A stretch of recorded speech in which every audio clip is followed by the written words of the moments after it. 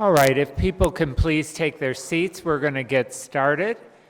And I see Jack Allendorfer right there in front. Can you lead us in the Pledge of Allegiance? I pledge allegiance to the flag of the United States of America and to the republic for which it stands, one nation, under God, indivisible, with liberty and justice for all. Thank you, Jack. We will now turn to a roll call. Yvonne, can we have a roll call, please? Councilmember D'Amico? Yes. Councilmember Horvath? Here. Councilmember Meister? Here. Mayor Pro Tem Duran? Here. Mayor Heilman? Here. We have a quorum. And Mike Jenkins, can we get a report of the closed session agenda? Yes, you may. Mayor, members of the council, this meeting was called to order at 6 o'clock this evening. There were no public comments on the closed session agenda, nothing added to that agenda, no reportable actions taken in closed session tonight. Thank you, Mayor. Thank you. And now we'll turn to adjournment motions. Are there any adjournment motions tonight? I think we're supposed to approve the agenda. Oh, I'm sorry. I'm getting ahead of myself. All right, thank you for catching that. Approval of the agenda. Are there things that staff would like to change? Okay. Items that we might want to consider putting on consent or pulling from the consent calendar. Councilmember Meister. I wanted to ask if on 3A, if we could discuss the meter fees at 4A. So discuss 3A and 4A together. I was going to actually suggest that we move 4A to consent pending our decision on 3A. No? I'm not sure how that would work, but I know we have to approve the fees under 3A, and that's a public hearing, so that cannot be moved to consent.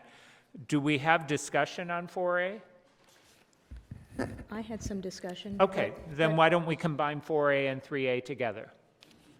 Okay? Other potential changes to the agenda? Can we add? Oh, I'm sorry. Can we add item 4B to the consent agenda? Okay. Any objection to moving 4B to consent? What is 4B? 4B? Car share incentives. Okay. Okay. Can we move 5A, which is the co-sponsorship of the CSW event, to consent? 5A, move to consent. Any objection? Okay. I have some additional direction, but I think I can do that under comments if everyone's okay with that. Okay. I actually have questions about 4B, if we can keep that. That's the update on the incentive program for car share. Okay. Sorry. And I need to table 2U, which is the resolution in support of AB 2774, because the Assembly Committee on Public Health is not allowing the bill to move forward, so I want to table it for now. Okay. Without objection, we'll table item 2U. Thank you. We're going to combine items 3A and 4A together. And I know that there are some public speakers on that item, but keep in mind we were thinking about moving it to consent, so you don't have to talk long.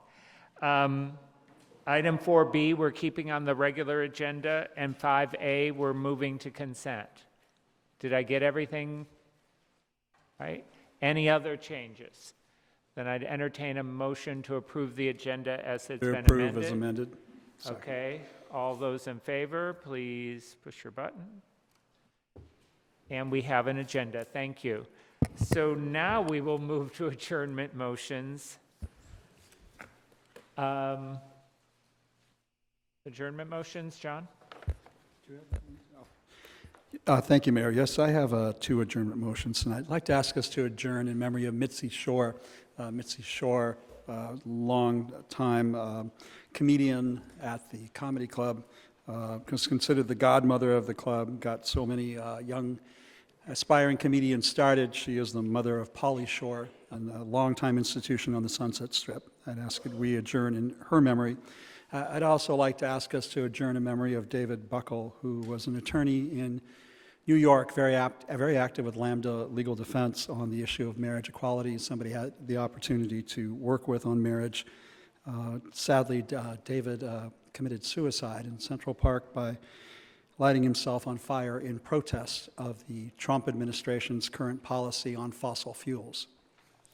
David Buckle was a firm believer in Buddhism and was inspired by the Tibetan Buddhists who would commit the same sort of suicide as a level of protest against their government, and saw fit that this would be his way of protesting the Trump administration's current policies on fossil fuels and what they are doing to the environment. So rather than let that slip by without any recognition, I'd like to acknowledge David Buckle's personal sacrifice and to thank him for his years of legal activism on behalf of the LGBT community and for taking such an extraordinary stand on the environment. And I hope that we send that to New York. Thank you. Other adjournment requests? I have one, and that is our Rent Stabilization Commissioner, David Gregoire, lost his father recently, and I would request that we adjourn in his memory. So we now can move to presentations. John Duran, I believe you have a presentation tonight. Yes, Mayor, I do. Thank you very much. When I was first elected in 2001, people said, "Have you met Barbara Krupa yet?" And I said, "No, who is Barbara Krupa?" And the person said, "She is every gay man's best friend." And I had a chance to meet Barbara shortly thereafter. If you don't know Barbara, she is the person that you want to have dinner with, coffee with. She doesn't drink, I don't drink, but we'd have lots of coffee together. She's just been such an extraordinary advocate on behalf of all segments of the city of West Hollywood. She began her tenure on the Senior Advisory Board in 1999. And she has served on the Senior Advisory Board now for almost 20 years. And when we went to direct appointments on the Senior Advisory Board, I said, mine, that is the person that we share the most consistency in our values and our principles and what we believe in. And it has been the greatest honor and pleasure for me to have Barbara Krupa as my representative all these years on the Senior Advisory Board, and we will miss her. It was really hard to figure out who was going to fill her heels, but Michael Hollingsworth, who's sitting right next to her tonight, is filling her heels on the Senior Advisory Board. So congratulations, Michael, on your new appointment to the Senior Advisory Board. But tonight we are going to acknowledge and thank Barbara Krupa for 20 years of service on the Senior Advisory Board. And any of my colleagues, I think you all know and love Barbara, that would like to come down for the photo, I would welcome you to come down and present this with me to Barbara Krupa. Thank you, Barbara.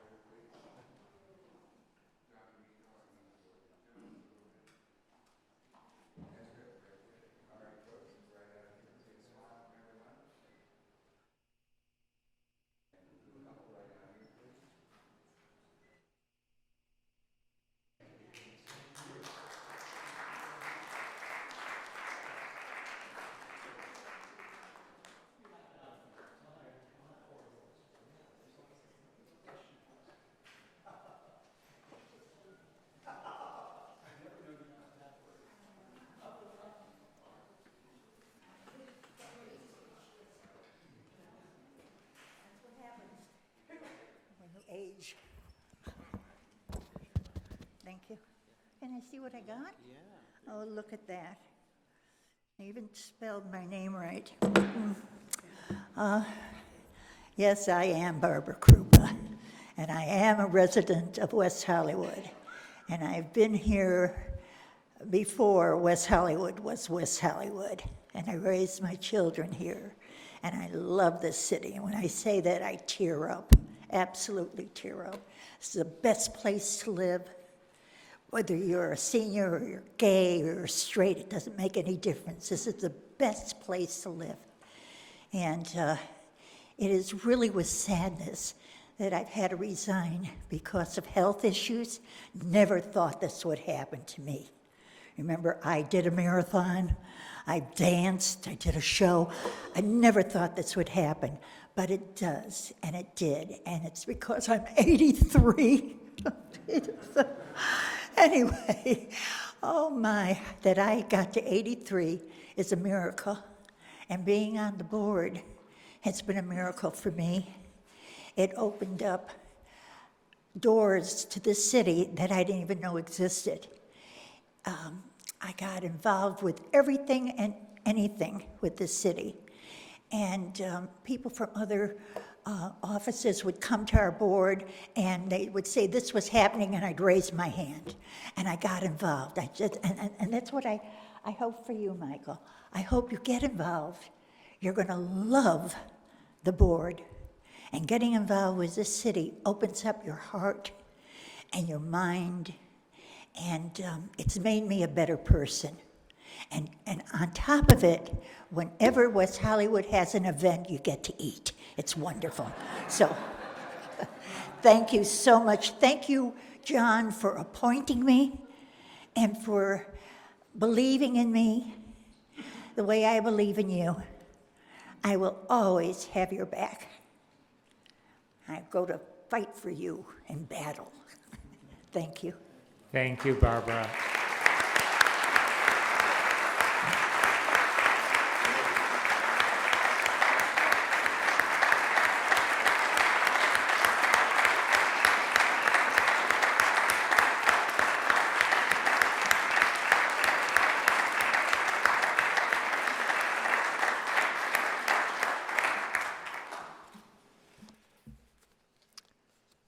So every year we recognize Donate Life Month in the city of West Hollywood. Actually, Donate Life California Month, April 2018. Around 115,000 people in the United States are currently on the waiting list for life-saving organs. Nearly 21,000 of those people live here in California. Every 10 minutes, another person is added to the list of people who need an organ transplant.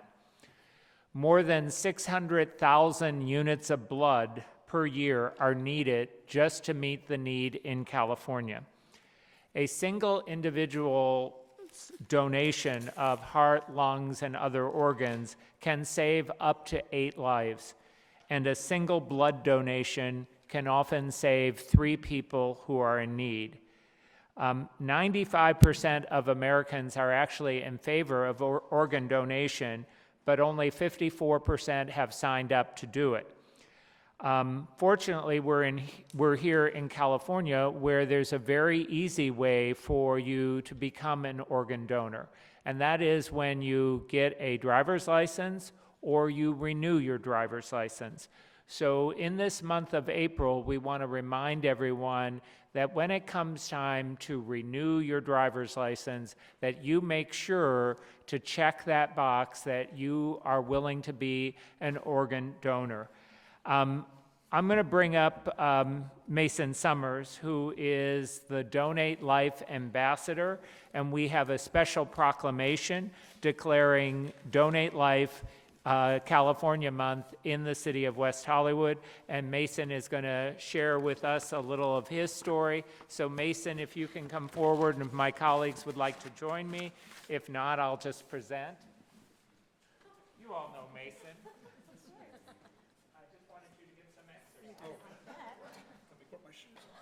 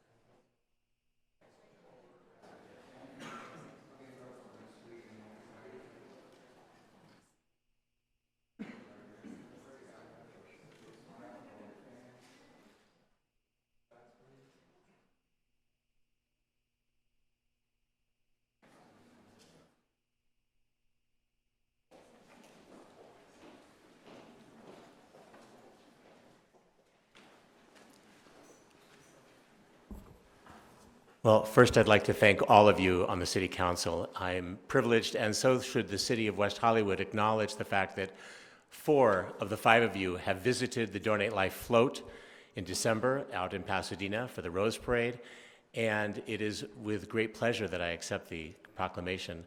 The City of West Hollywood has always been at the forefront of so many important issues. And as you mentioned so many of the important statistics, one I think that stands out that's important to note is that although there are 13 million registered donors in the state of California, that only 1% and slightly less than 1% of those individuals who have signed to be organ donors will do so at the time of their demise. So the need for organ donation is acute. As I've already shared my story here with the City of West Hollywood, I brought with me tonight a guest, Rachel Bennett-Steary, who is, I think, a real champion of the cause of Donate Life. She is a live donor. A lot of people don't realize that there are 2 organs that can be donated during one's lifetime, the kidney and the liver. And I'd like her to share her story with you this evening. Good evening. Thank you for having us. I'm an ambassador with Mason. We cover all parts of Los Angeles, sharing the importance of donation. My personal story is I am a living kidney donor, and I did that out of inspiration from my uncle, who passed away when I was younger and was a donor. He had the pink dot on his driver's license and saved the lives of 6 different people when he passed away. So when I was watching Katie Couric in 2010 and she talked about kidney chains, it was already in my mind how important it was to be a donor. I didn't know you could do it while you were alive, and I didn't know you could do it to donate with strangers and create a chain reaction. So after some research and discussions with my family, I signed up to be a donor and start a kidney chain. And all you need to do to start a kidney chain is have someone who wants to donate that doesn't have anyone that needs one, and that was my case. I thought it was a fantastic thing to do, considering there are over 115,000 people on the waiting list, and over 80% of them are in need of a kidney. So I had 2, I was going to give one away. And in 2012 is when I did that. My kidney flew on a plane 2 states away and is being taken care of by a very happy and healthy man now. In exchange, someone in his life who was unable to match him donated her kidney to someone in Illinois.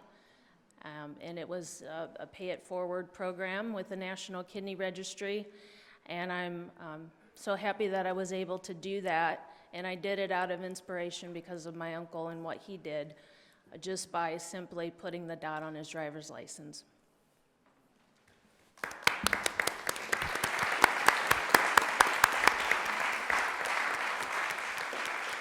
To give some perspective, what Rachel's donation did is that it shortened the time from between 5 to 7 years when someone would be on dialysis and gravely ill to a matter of months in many cases to receive a life-saving organ. So thank you to the City of West Hollywood for recognizing April as Donate Life Month in California. And I would like to invite you, on behalf of all of our ambassadors, to come and see the float in December.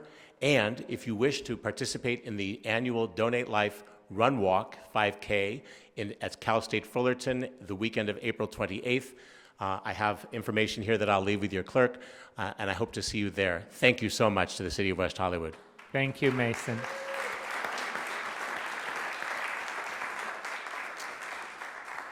April is a busy month. It's also Arbor Day in April, and I'd like the members of our Public Facilities Commission to come forward.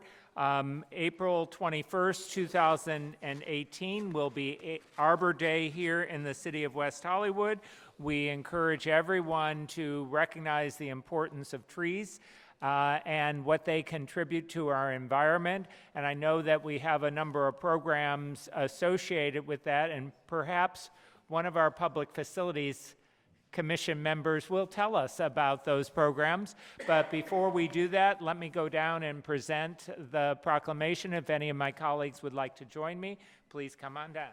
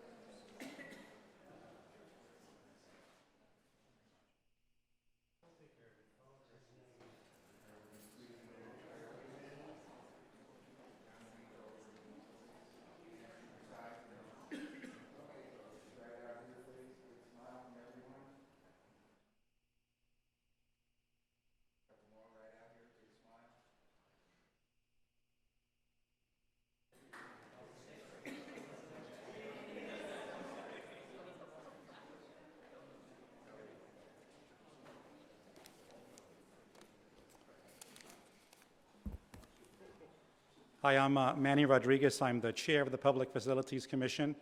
And thank you, Mr. Mayor and council members, for every year supporting Arbor Day. We know trees are beautiful, but they're also necessary, and that's why we plant more of them, and that's why we take great care in our urban village in West Hollywood. So that said, we'd like to invite everyone for our yearly planting of a tree, and I believe it might be 2 this year. Helen, is that 3 trees this year, folks, at Plummer Park. It'll be this Saturday at 9 a.m. It'll be in the Russian Veterans Memorial. So please join us this Saturday at 9 a.m., Plummer Park. Thank you. Thank you.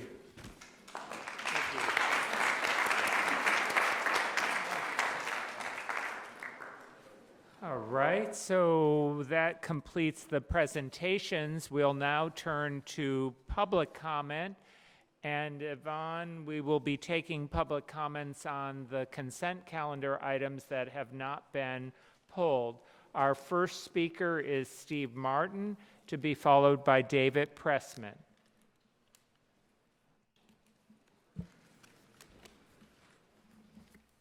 Wow, for such a responsibility. Yeah, I wanted to speak on 2P, and I want to thank Councilmember Heilman for bringing this forward about the robo-garage. I think it is really important that we bring in a consultant because we're going to be investing a lot of money, ideally in the park with the robo-garage, and certainly the automatic parking has been challenging, and I think that when we go forward, we need to go forward with the facts and how things have really worked rather than what's been optimistic.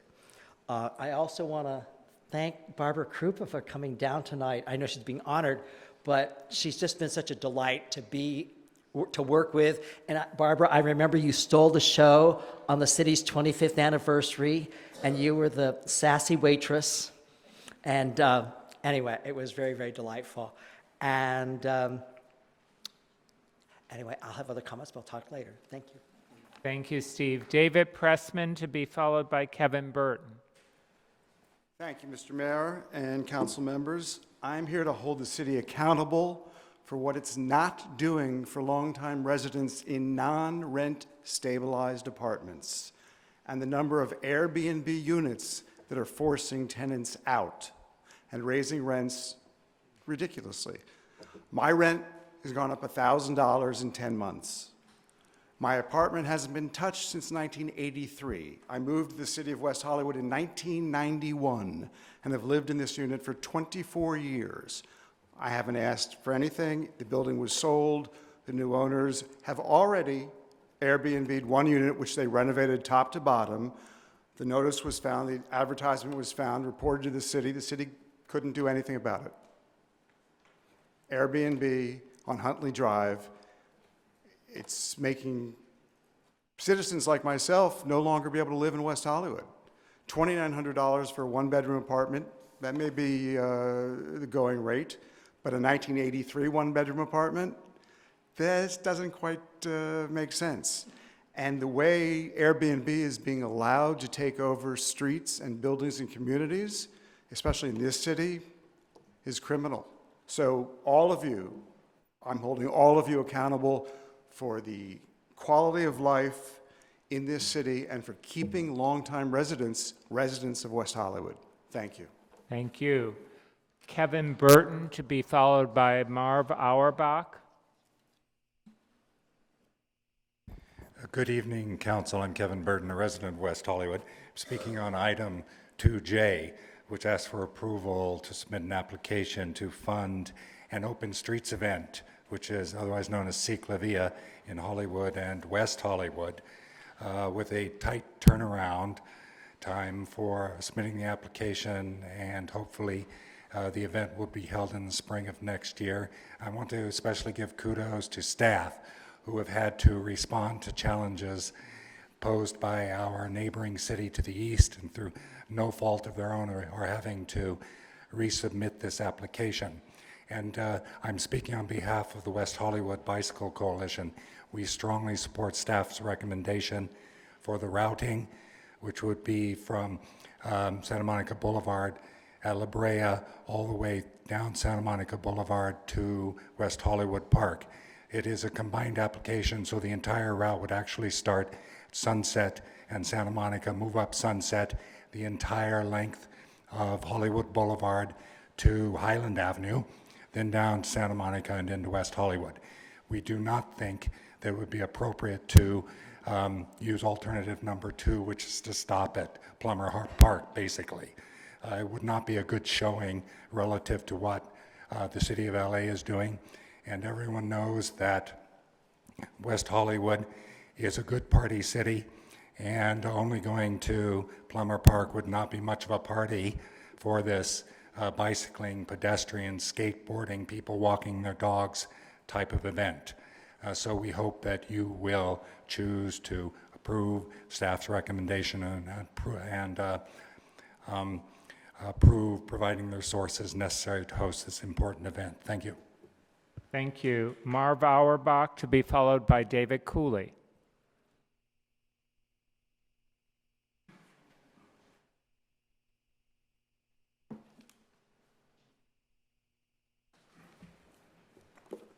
Good evening, Mr. Mayor and City Council. I handed out to your city clerk a letter that was written by another tenant where I live at 1011 concerning the marijuana situation. I'm upset with the Zen Healing. The guard situation, they're ineffective, and the problems. Many of you city council members have known that I've talked to Beth over the years, talked to Lindsay personally, John. As I pointed out one time before in a city council meeting, I know there's revenue involved, but you got to remember 54% of the people in California voted for it. 46% voted against it. I'm one of the 46%. There are people like me who don't like it. Unfortunately, on my street, Alfred, around the corner, you have the Exhale, which is in the city of Los Angeles. There are people who are smoking marijuana, throwing trash away, walking through the alley, 8460 to 8490 Santa Monica Boulevard, in the city of West Hollywood. I've had to stop people and say, you know, it's illegal to smoke it. I think what the city council needs to do is have the Zen Healing, and I don't care about the other marijuana places. I'm not affected by them. I'm affected by the Zen Healing, where a letter of conduct is given to every customer what they can do and what they can't do. As far as I know, the law says you can only smoke it in your house, not on the street, not in a car. I know the homeless are going to smoke it when they get it. That's a tremendous problem in the county of Los Angeles. I face it every day, and I appreciate the job that the sheriff's department does. Also, I'd like to see more code enforcement officers. I've had trouble with code enforcement over the years with Mr. Abel, and he'll say to me, Marv, I can only do what the city council approves. I'd like the city council to get tougher with these marijuana places, because not everybody's for it. I'm a Vietnam veteran. I've never smoked it. I don't understand what's taking place where people need to get high on marijuana. Thank you very much. Your time has expired. David Cooley to be followed by Michael Carter. Good evening, Mr. Mayor, council members. My name is David Cooley. I have a home right here, 3 houses down if you walk out, right on Ashcroft for 19 years, and I've been doing business in this beautiful city for 28 years. I have to tell you, the number one question I'm getting right now is, when is Bottega Louie's opening? And why is it not opening? Is it the city giving you problems? I got to tell everyone right here, make it clear, the city has been absolutely amazing and supportive to bring Bottega Louie into West Hollywood, and I can't thank you enough for that. Currently, I heard that we had another of my neighbors, Richard Gensbart, who's the president of the West Hollywood residents, show some concerns about the noise factor that Bottega Louie could have to the park. And I'd like to read you from the West Hollywood Park Master Plan that it is the intention and the anticipation of the master plan that the businesses surrounding the park opening up to the park to further activate the park and the businesses. The goal of the park design was to activate the edges and promenades that anticipate the opening of the retail, commercial, and restaurant spaces to the park to simultaneously enhance the park and the businesses. Now, this is straight from the resolution. When we met with the city design and planning review members, we were encouraged to take great care and reduce barriers between Bottega Louie's patio and the park. We feel the approved, permitted plan to go above and beyond engaging the city's vision of the park by providing an inviting, open design that creates great connectivity between the park and the commercial businesses along Santa Monica Boulevard, offering uninterrupted views and across access between the street and the park that otherwise would go unnoticed from Santa Monica. The park included, and they've already completed, lowering the wall, putting in handicap and steps so that the businesses that are there can activate the park and the people could come into the park as well. I have to tell you that I'm very supportive and I thank you for this. Bottega Louie has been there 9 years downtown and we have residents above us. We have never David, once received a complaint. Your time has expired. Thank you again for your support. But when are they going to be in? Listen, if Richard's here, if you have any concerns, I'd love to take you over to the Abbey, have a glass of wine, and make everything cool. But I'm telling you, I have wonderful colleagues and my partners here, and we're going to get it open. We're under construction, and Great. we'll be serving those macaroons soon. Thank you. Thank you. Michael Carter. Michael, to be followed by Stephanie Harker. Good evening. What I have to say tonight, I feel needs to be heard, but in no way should it be taken personally by anyone here tonight. It is an old truism that knowledge is power. The inverse, that power is often ignorance, is rarely discussed. We talk about empathy and compassion as virtues, but they are also practices of valuing and paying attention to other people. In this way, we understand others in the world beyond our own experience. I pay attention to you because you matter. If you ignore me, it's because I don't. The psychologist Dr. Keltner, who has studied the relationship between empathy and power, has written that while people usually gain power through traits and actions that advance the interests of others, such as empathy, collaboration, openness, fairness, and sharing, when they start to feel powerful or enjoy a position of privilege, those qualities begin to fade. The powerful are more likely than other people to engage in rude, selfish, and unethical behavior. Keltner's work demonstrates that the powerful are antisocial or are afflicted with self-focused social cognitive tendencies, quote unquote, that may, quote, facilitate unethical behavior, unquote. In 2011, Keltner and his colleagues analyzed previous studies of elites and found evidence of unethical decision-making tendencies, lying, cheating, and lower rates of altruism and charitable giving. It turns out the drivers of luxury cars are more likely to cut off other drivers than wait their turn, and yes, the powerful are more likely to take candy from children. If power generates a cushion of obliviousness around it, those of us with power, and most of us are powerful in some way, need to counter this. That means first treating people with respect regardless of their status, not taking the invitation to disdain or ignore. It means being aware of how your status may cut you off from what others know and may share among themselves. It means knowing that you do not know. It also means questioning the insulating tendencies of power. What we are talking about here is human nature from which none of us are exempt. It is up to us then to discover if we have fallen prey to such weaknesses, flaws, and limitations, or, in a more radical response, undo the inequality. Michael, your time has expired. Thank you. Stephanie Harker, to be followed by Ben Creed. And I believe that's our last speaker. Oh, we have one more. Okay. Good evening, Stephanie Harker, City of West Hollywood. I wanted to come to the meeting tonight and give a big thank you to the people who have been responsible for listening to our pleas on the east side. As you know, there's been the encampment that moves back and forth across the city line between Los Angeles and West Hollywood, and both sides are trying to do a lot about it, but I took what I call the walk from Gardner to La Brea and back, and stopped at every business and every apartment building there. And literally within 48 hours, the City Public Works, Paul Hertz, Scott Smith, and Oscar, of course, and Helen, people responded immediately.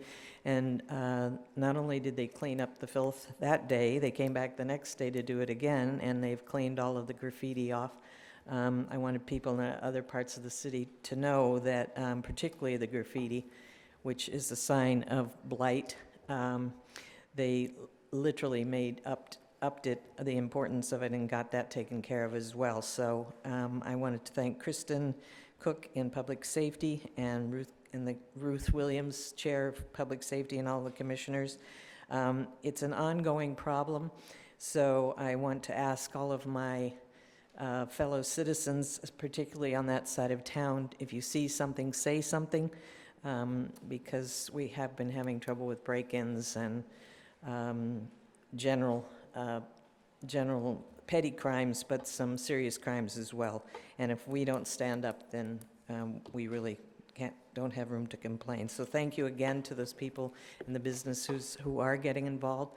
And as far as the parking rates going up, if you need more money, that's fine. But I think that the businesses and the residents, or the MTA, I'm sorry, businesses and the MTA need to step up and do their part in keeping those areas clean. Thank you. Thank you, Stephanie. Ben Creed, to be followed by Wayne Alexander.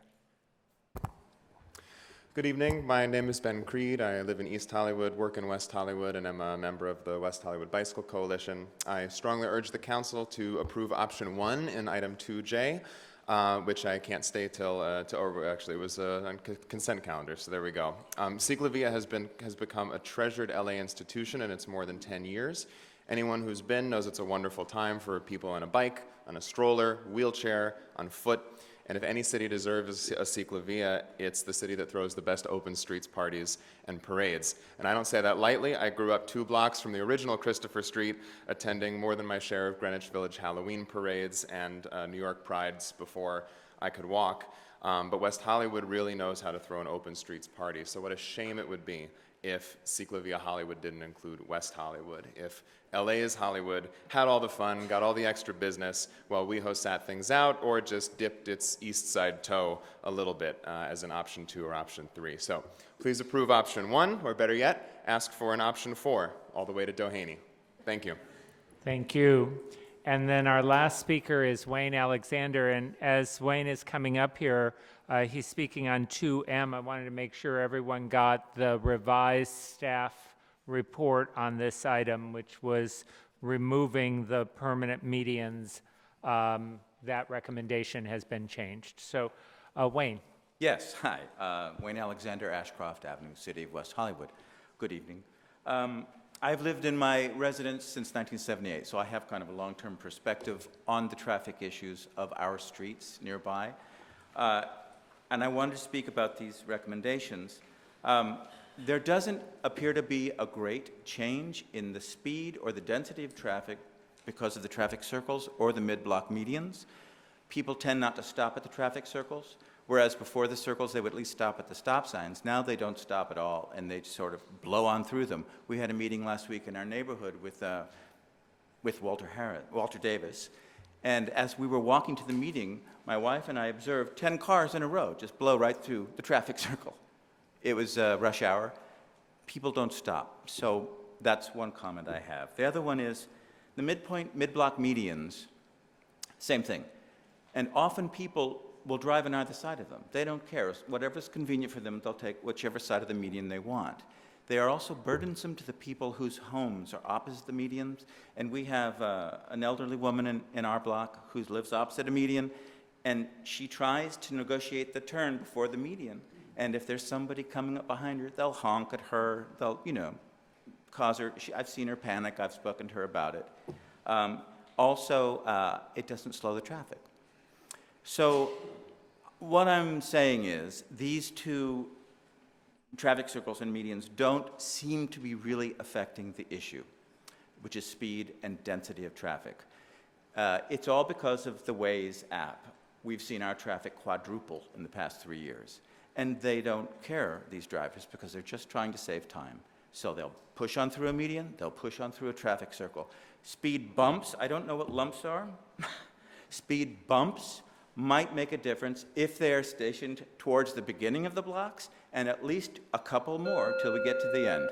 Other than that, it's going to be like Rosewood with just a lump and people just go right over it. Thank you.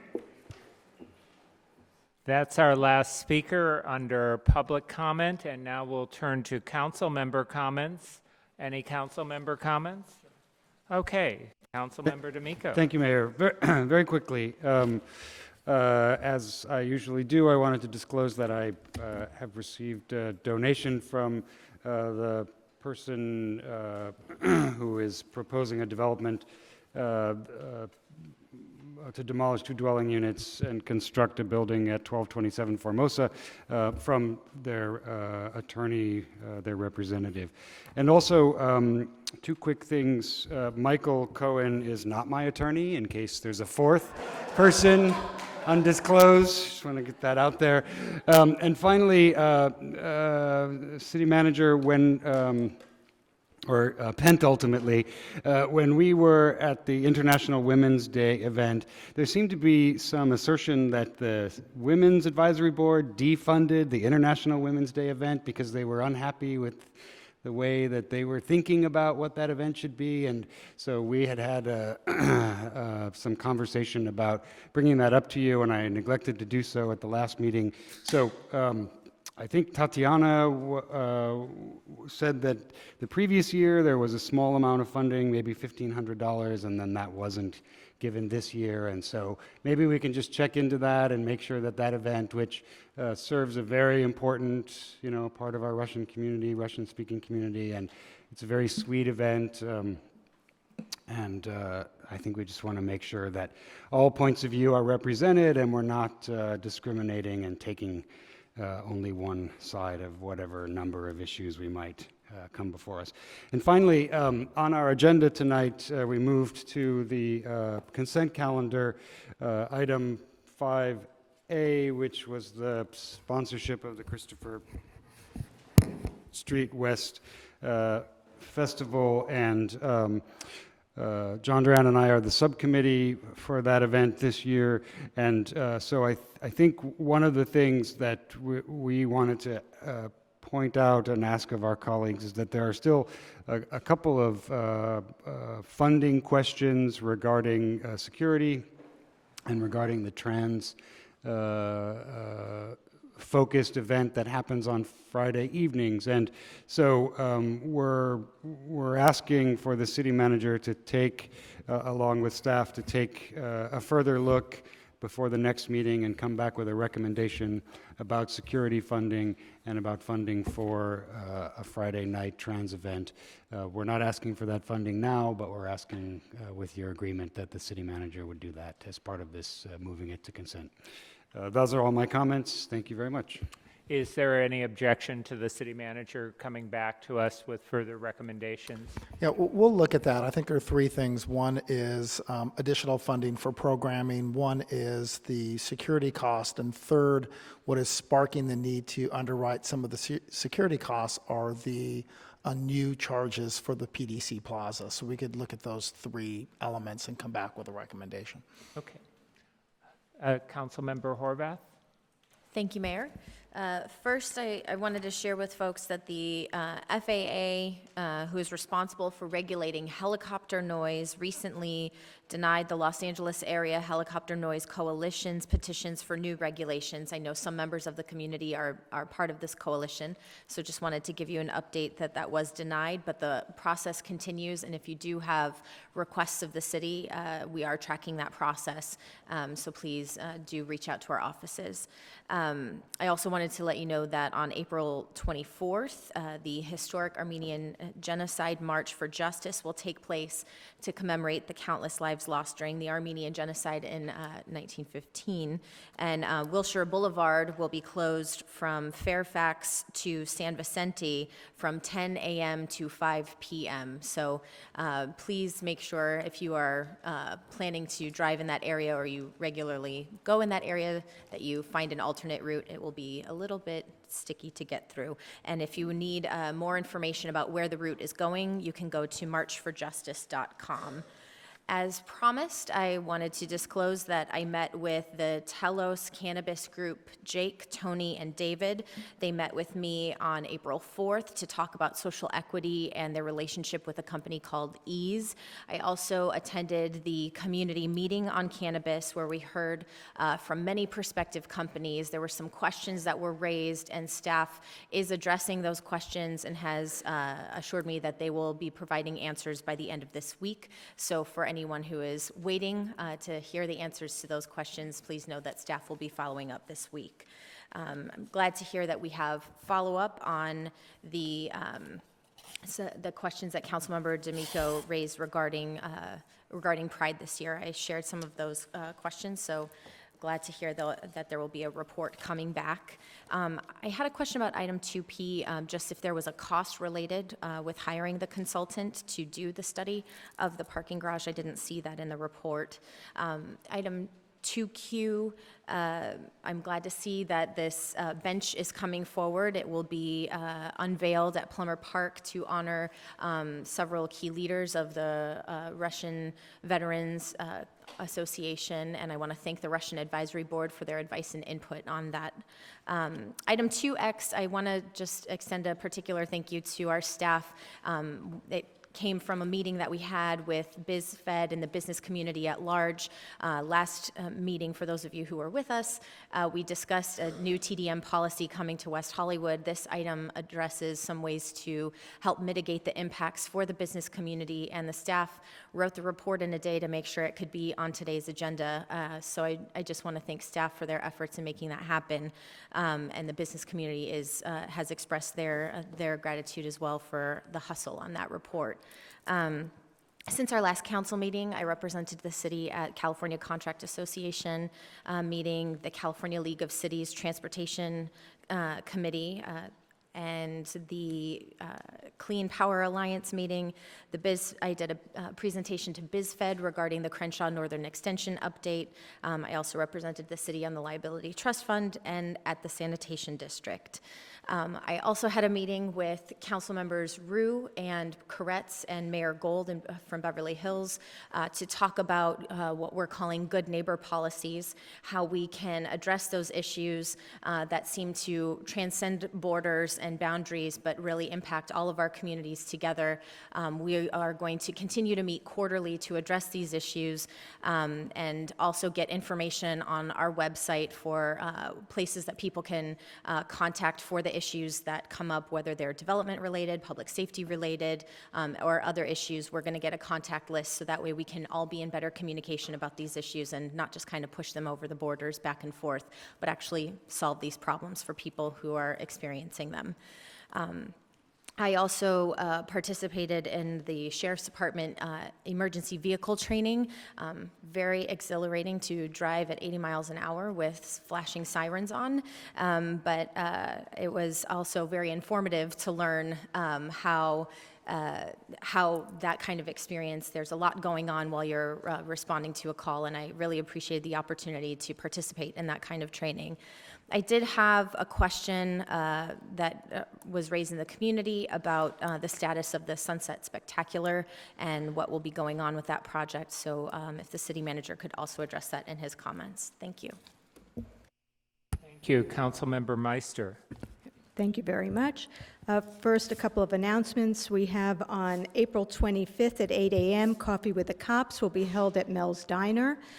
On April 25th, WeHo Reads celebrates National Poetry Month, Route 66 Through the Eyes of Poets, and that's at 7 p.m., again, April 25th at the West Hollywood Library on the second floor. And on April 28th, the SPCA LA will have a low-cost pet vaccination clinic from 10 a.m. to 1 p.m. in rooms 5 and 6 at Plummer Park. On May 1st at 7 p.m. at City Council Chambers, the Los Angeles Jewish Film Festival, in partnership with the City of West Hollywood, is hosting a screening of the film Heather Booth, Changing the World. The event will take place here, as I said, on Tuesday, May 1st, 7 p.m. The screening explores the life and work of Heather Booth, a renowned organizer and activist who began her career at the height of the civil rights movement. The film will be followed by a Q&A with Vivian Rothstein, a community organizer and founder of the Chicago Women's Liberation Union, one of the first feminist organizations of the 1970s. She currently works with LA Alliance for a New Economy, and an advocacy organization working to list standards for workers in the region's major low-wage industries. And for more information on that and for tickets, you can go to www.lajfilmfest.org. As far as attendance goes, I attended the West Hollywood Chamber of Commerce Board installation and reception, and just wanted to give, again, congratulations to Maribel Louie for receiving the Ray Reynolds Award there. And then regarding consent items, item 2K, agreement for services with Serco. I just wanted to check in with staff. In December of 2017, it was December 18th, we approved a review of the contracted parking enforcement program, and I wanted to make sure that that's happening. Regarding item 2R, the 2018 Women's Leadership Conference on May 5th and 6th, I'll be out of town, but I wish them a successful event. Item 2W, which is the resolution in support of AB 2364 Bloom to amend the State Ellis Act. I wanted to thank Council members D'Amico and Horvath for bringing that forward. In January 2016, Council approved an item that the mayor and I brought forward regarding the Ellis Act and new construction. We closed a loophole in our ordinance so that a building with rent-stabilized units, if they were removed under the Ellis Act and demolished, if a new building were to be constructed on the site within 5 years of the original removal date, we can require all of those units to be rent stabilized. So Bloom's bill is consistent with our policies, and if this bill gets approved, we should also consider changing our policy from 5 years to 10 years. And then on item 5A, CSW LA Pride, I actually was just going to ask if it seems that we have a calm meeting. We haven't had any comments, at least not at this meeting. And so I assume that the community is happy with the plans for LA Pride, and so I just wanted to say that that's a good thing. If the, you know, as far as I'm concerned, you know, this is, you know, how you spend your money is really tells you what, you know, tells you what your values are. So if our city is the value of the LGBTQ community, we shouldn't be, we should be open to spending money on whatever we need to do to make it a successful event. And then I would just ask the city manager to address the Waze issue, to just ask if staff is doing anything to meet with Waze to discuss how we can get Waze traffic out of our neighborhoods. Thank you. Mayor Pro Tem Duran. Thank you, Mayor. Just have one announcement. The city of West Hollywood, we have been so blessed to have had Henry Waxman as our member of Congress for so many of the early years of cityhood and through the HIV and AIDS epidemic. Henry Waxman and Ted Kennedy were really the heroes in the U.S. Congress who, had it not been for them, I think the consequences around HIV and AIDS would have been far more severe. So when Henry retired, you know, we all wondered who was going to take his place. And His successor is Adam Schiff, and Adam knew Adam when he was a U.S. attorney in the U.S. Attorney's Office before he ran for the state legislature and ultimately for Congress. And you know, I used to tease Adam about you're never, how are you going to ever fill the shoes of Henry Waxman? And then Trump happened. And Adam Schiff, if you are watching any of the congressional hearings, you know that he is the minority leader on the Congressional House Intelligence Committee, and he is the one member of Congress, I think, that we're all relying on to make sure that whatever the special counsel does, that ultimately the Constitution will be protected and the nation's values will be respected. And I couldn't be more proud of our member of Congress, Adam Schiff. I'm saying all this because he is coming to West Hollywood on Saturday. The city of West Hollywood, we are co-sponsoring with the Women's Law Center. My friend Betsy Butler asked about bringing Adam to West Hollywood. He will be here Saturday afternoon, April the 21st. I think the event is almost sold out, so if you want to spend the afternoon with our member of Congress and get an update about all that's happening in Washington, D.C., straight from our congressman, please go online and get your tickets reserved from the Women's Law Center, because we do believe the event will sell out this Saturday. It's this Saturday in the afternoon, April 21st, an afternoon with Congressman Adam Schiff. Thank you very much. Thank you. I just have a couple of quick announcements. On April 21st as well, at Plummer Park, we have an event called Junk in the Trunk. It's not what you think. It is a local rummage sale that will take place in the north parking lot, and it is free for shoppers. There is a small fee for you to sell items. It also allows people to sell items that they have in their home that they are trying to get rid of. We also have a number of Senior Month activities next month, in particular the Senior Dance on Cinco de Mayo, May 5th in Plummer Park from 4 p.m. to 7 p.m.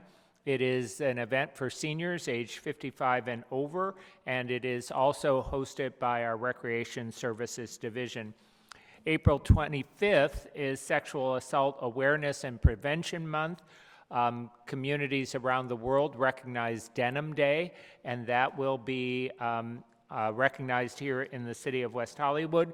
We will have a short program at City Hall at 10 a.m. on Wednesday, April 25th, and the members of the public are welcome to join us on that day. Finally, I wanted to respond to Lindsay on item 2P. You're correct, it does not specify any dollar amount. The intention is that staff will issue an RFP for consultants, and then we'll bring it back to us with a fiscal impact once we know the cost of those services. So that completes my comments. We will now turn to the city manager's report. Thank you, Mayor, members of the City Council. I will try to address some of the questions that came up from the council.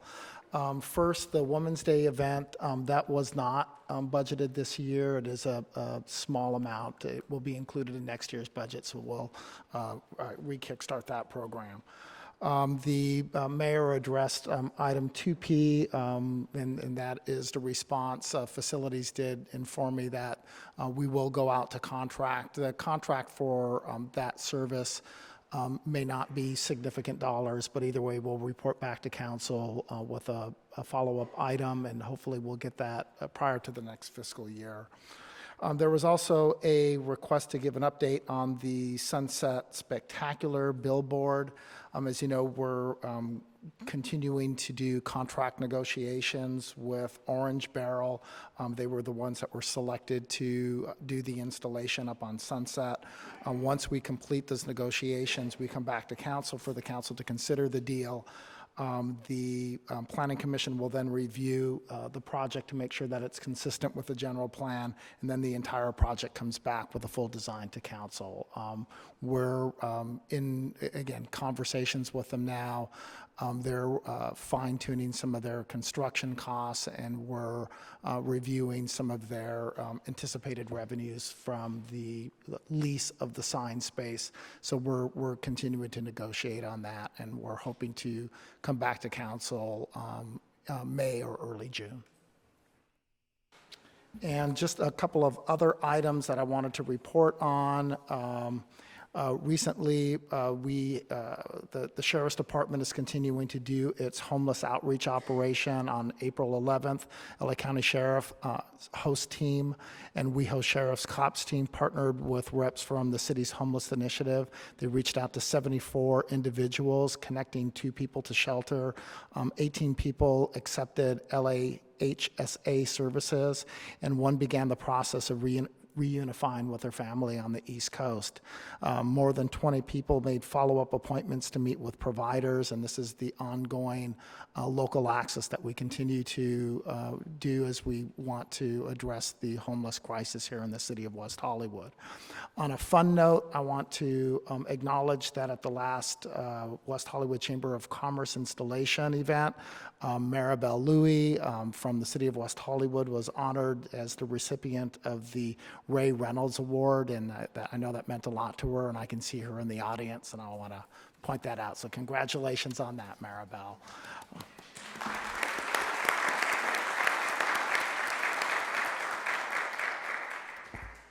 And there are a number of other items. I think what was important for the council at the last meeting was the seismic retrofit program. We have released the data that's on our website. We do have a number that people can call for resources. That number is 848-6848, and that's the 323 area code. I know we've received some emails on that, and we have been able to provide some response. And I apologize, but I think, Lindsay, you had one more thing for me. Did I miss it? Okay, great. That concludes my report. Thank you. Thank you, Paul. We'll now turn to the consent calendar. The consent calendar is a series of routine items that we approve with a single motion. And Yvonne is going to tell us the fiscal impact of the consent calendar as it's been amended tonight. Yes, the fiscal impact with the addition of item 5A and the removal of item 2U is $1,736,767 in expenditures, $0 in potential revenue, and $202,996 in waived fees. Move in second. It's been moved and seconded. If we can all vote. And it is approved. The consent calendar is now approved. So if you were here for a consent calendar item, celebrate. It just got passed, unless you were opposed. And we will now move to our public hearings for the night. Our first public hearing is a proposed fee resolution. And if people could please be quiet as they're leaving. Thank you. We have combined the fee resolution with item 4A, which has to do with some improvements that we're going to make to how we keep our streets clean and how we provide security. Are there speakers on this item? There are for 4A. I'll add them now. Okay. So most of the fee changes are cost of living increases in building and engineering that were planned over a 4-year period. Yes. So, we have some fees for the engineering division. They're all development related fees that were approved to be increased over a 4-year period. We are in the 3rd year of those increases. okay. Do we need an extensive staff report? Okay. Why don't we take the speakers here and then we'll turn to council discussion. If that's okay, I see Jake Stevens to be followed by Stephanie Harker and then Ben Keiss. Good evening, council members. Jake Stevens, resident of the city of Los Angeles. I'm here on behalf of the property owners at 659 North Robertson, the good folks at Phyllis Morris, and a number of other property owners on the block of Robertson between Santa Monica and Melrose. I was just asking the council to give staff direction, specifically in the selection of which streets will receive the weekly power washing and additional porter service. So we'd ask the council to give staff direction tonight to power wash the block of Robertson between Santa Monica and Melrose on a weekly basis, to assign the nighttime porter services to our block, but also the trash cans on the corners of Santa Monica and Melrose, including mid-block trash cans, and ensure that our block of Robertson is included in the Santa Monica, quote, bar area, as we suffer similar impacts from the Abbey, Chapel, Sur, everybody else on our block, as a nightlife zone. That's all we needed. Thank you. Thank you, Jake. Stephanie Harker, to be followed by Ben Keiss.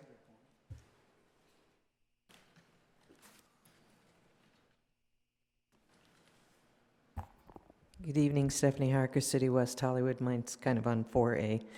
You know, the last time the city raised its parking meter rates and extended the hours, it was under the guise of it would help the businesses, even though some business owners stood up here and said it really wouldn't affect it one way or the other. And this time, it seems to be that the reason to raise the rates is to clean the streets. And for better security. You know, again, if the city needs more money, then let's do something that, or let's raise the rates on parking meters for something that the visitors and people parking in front of the businesses don't have to pay for, or something that really benefits it. Again, I'm obviously totally pro having enhanced street cleaning, but I keep thinking for a city that touts that we have $100 million in reserve, that there might be money available for that at all times, not that we have to wait and raise the parking meters to raise the money to clean the streets. Again, I think you could get a lot more positive support for raising rates if you were going to, for instance, start to have citywide Wi-Fi, something that everybody uses.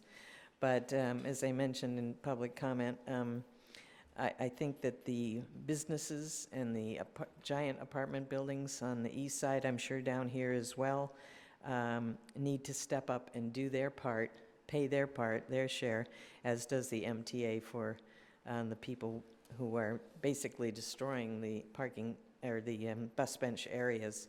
So, as I said, we're all grown-ups. We know we always need more money, but to kind of tack it on to cleaning the streets, if the city can't afford to clean the streets, then I think we're in trouble. Thank you. Ben Keiss, to be followed by Genevieve Morel.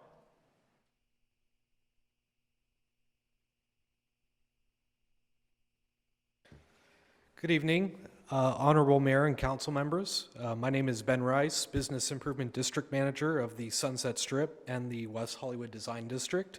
On their behalf, I'm proud to express their collective support and gratitude for this initiative. As we strive to create an elevated walking experience in our commercial districts, increased security and cleanliness will no doubt play a big role in achieving this objective. The Sunset Strip will be able to better market itself as a world-class destination, and the business members in the design district will be grateful to have much-needed security coverage in key pockets of their neighborhood. Thank you very much for your time. Thanks. Sorry, it says Keiss on my screen, so Ben Rice. Genevieve Morel, to be followed by Steve Martin. Good evening, Mayor and Council. Genevieve Morel, President and CEO of the West Hollywood Chamber of Commerce. We are extremely excited about this item moving forward.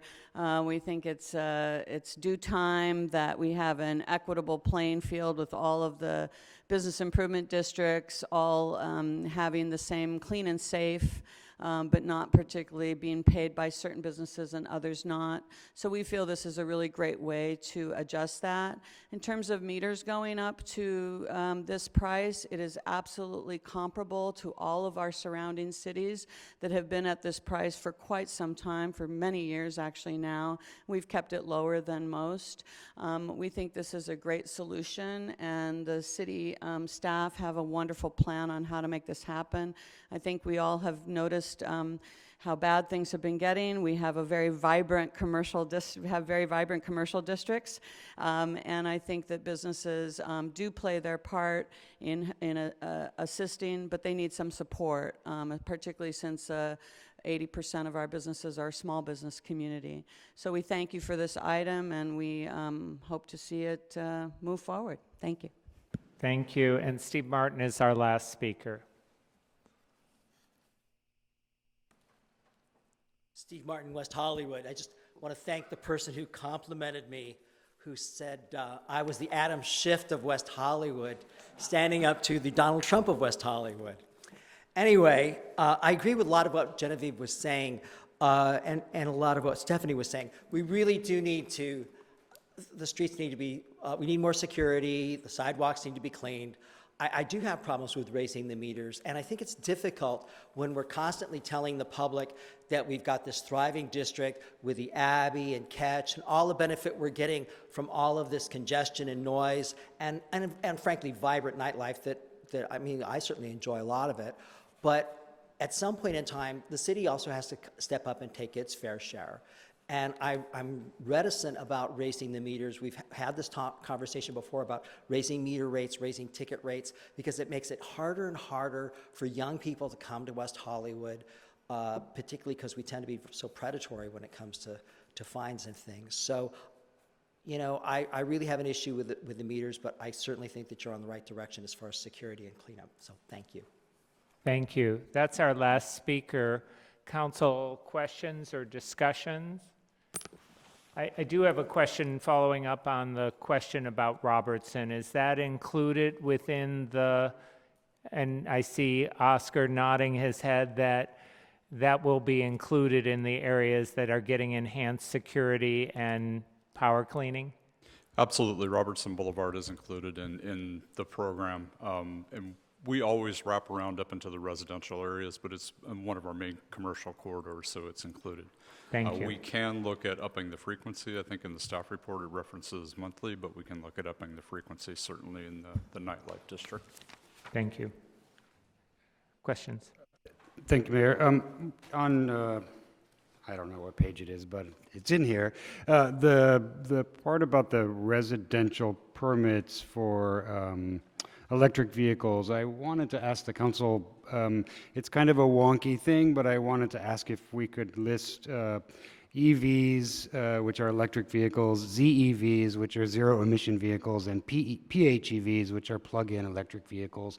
And those are designations that could fall out of the category of electric vehicles. If you have a hydrogen car, it's not an electric vehicle, but it is a zero emission vehicle. And that way, we would capture far more vehicles, and I think the spirit of this is really to capture those zero-emission vehicles and include them all in that list. So if we could make that change, and my sense is that at some point when we have 50 plus 1 electric vehicles, then we're going to get rid of this, because then that will be the regular thing we're doing, and I don't think we're that far off. Our city is fairly progressive when it comes to that.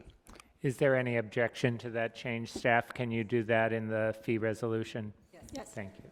I see Mayor Pro Tem Duran has pushed his button. Thank you, Mayor. Thank you, everybody who came out to speak. Just a little backstory on this. Councilmember Meister and I sponsored an item, I think it was about a year ago, to begin a pilot project on sidewalk cleaning using a new technology in front of a couple of significant corners. San Vicente and Santa Monica, Sunset and San Vicente, to have a demonstration on this power washing and the application of, I'm not even sure I'm going to say it right, of a substance on, once the sidewalk is clean, that will act as a form of Teflon for future cleanings. And that, and I'm sorry if I butchered that, Oscar. I did explain it the best way I could. Yeah, sealed the concrete.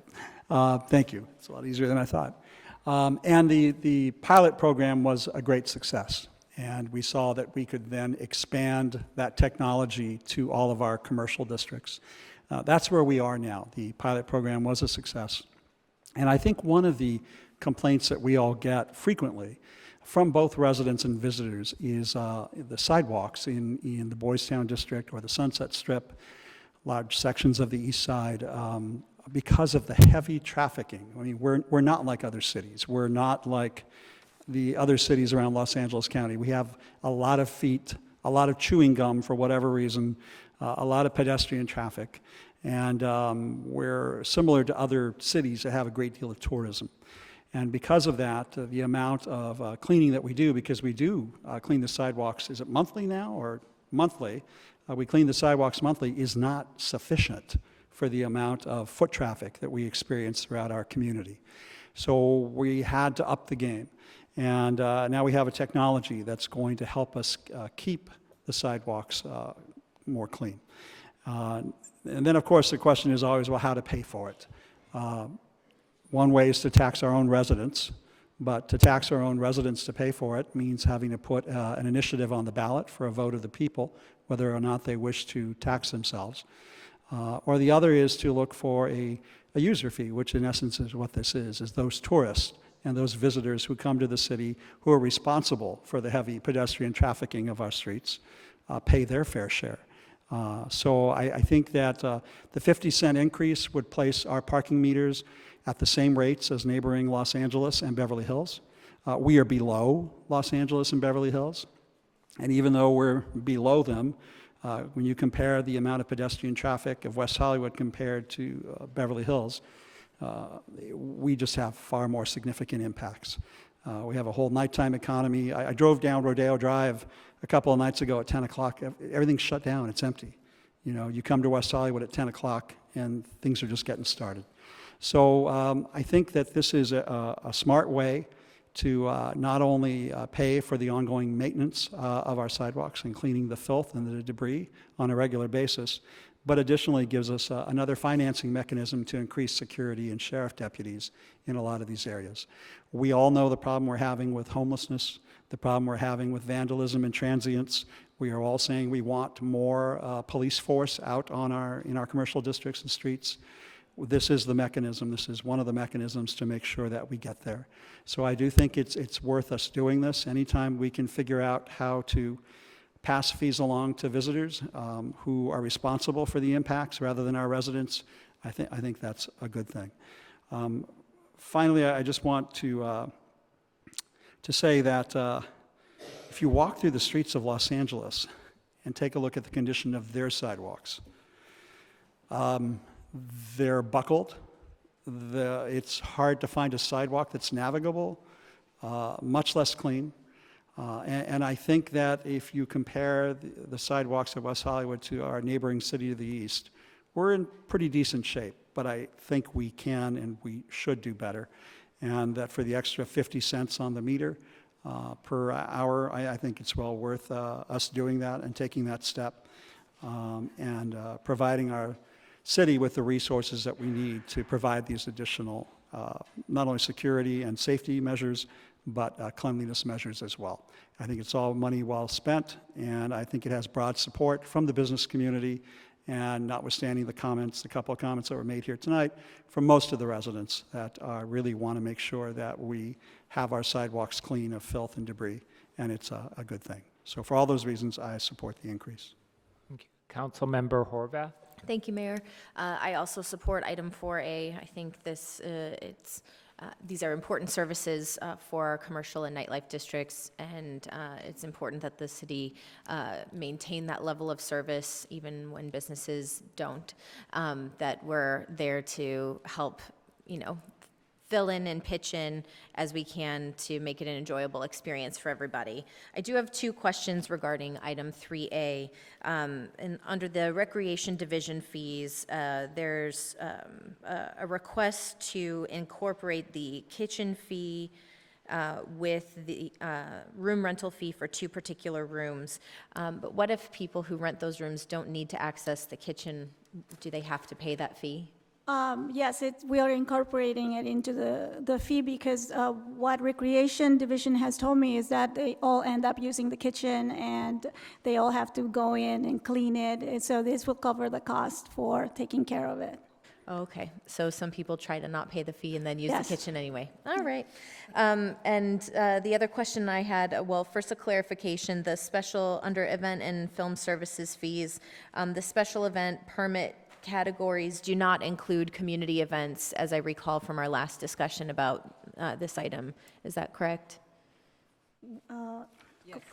Cleo is shaking her head yes. I Okay. see that. That's fine. All I needed was a yes. Okay, you don't have to come up. The Um, record has reflected that Cleo shook her head yes. And I just also wanted to make a comment that we have received some feedback from people who try to book online that the discounted rates that you can access as a resident to book rooms are not easily accessible through the online format, and so people end up calling in to address that. So if we can just make sure that our online interface is as easily accessible as calling and talking to somebody or showing up in person, that would be great, because that's a benefit for the community. But I'm supportive of this item. Thank you. Thank you. Councilmember Meister. Thank you. I'm going to start with questions, and Cleo, I'm sorry, you're going to have to come up. I had a question about the special event fees, the new low-impact minor versus high-impact minor fee. And I don't know, I remember we had a big discussion about permits and fees and everything, and I'm just kind of confused where this is coming from, and maybe you can give us some examples of low-impact minor versus high-impact minor. Thank you. We did have discussions about it previously in the process of implementing our new guidelines and more convenient permitting with reduced rates for the businesses. We, at that time, removed the C-class permit and worked with the high impact and the major and minor. During the process of implementation, we were working with many businesses to find them the ability to work with the very lowest level impact at no cost, but many businesses, well, several, not many, were still doing activations that did have some impact, but didn't really meet the low, the minor level. Sorry, keep trying to throw in that low. The minor level permit at $1,000. So we really, after evaluation and looking at the data, there was a good handful of businesses that did repeated events that were not no impact, but they also didn't meet that bar of minor. So we are reintroducing what is basically the C-class fee for that smaller group at low impact minor at a reduced rate, still allowing them to do a great event with low impact, but still does need some regulations, such as insurance policies, site plan evaluation, at a reduced rate of the $200. Okay, thank you. And then why are we removing the fee for community gardens? Do we not have any left? Do we anticipate never having them again? As far as I know, it's not being used anymore. They don't charge that fee. Nothing's happening with that. So they asked to have it removed. Okay. And then regarding the housing in lieu fees and impact fees, I just want to make sure that we're exempting ADUs and JADUs from the in lieu fee. Peter is shaking his head yes. Okay. I mean, we might want to have that somewhere, you know, that they're exempt, because the state specifically requests that there be no impediments to the construction of ADUs, so I just want to make sure that there's no confusion. Yeah. Peter's coming up.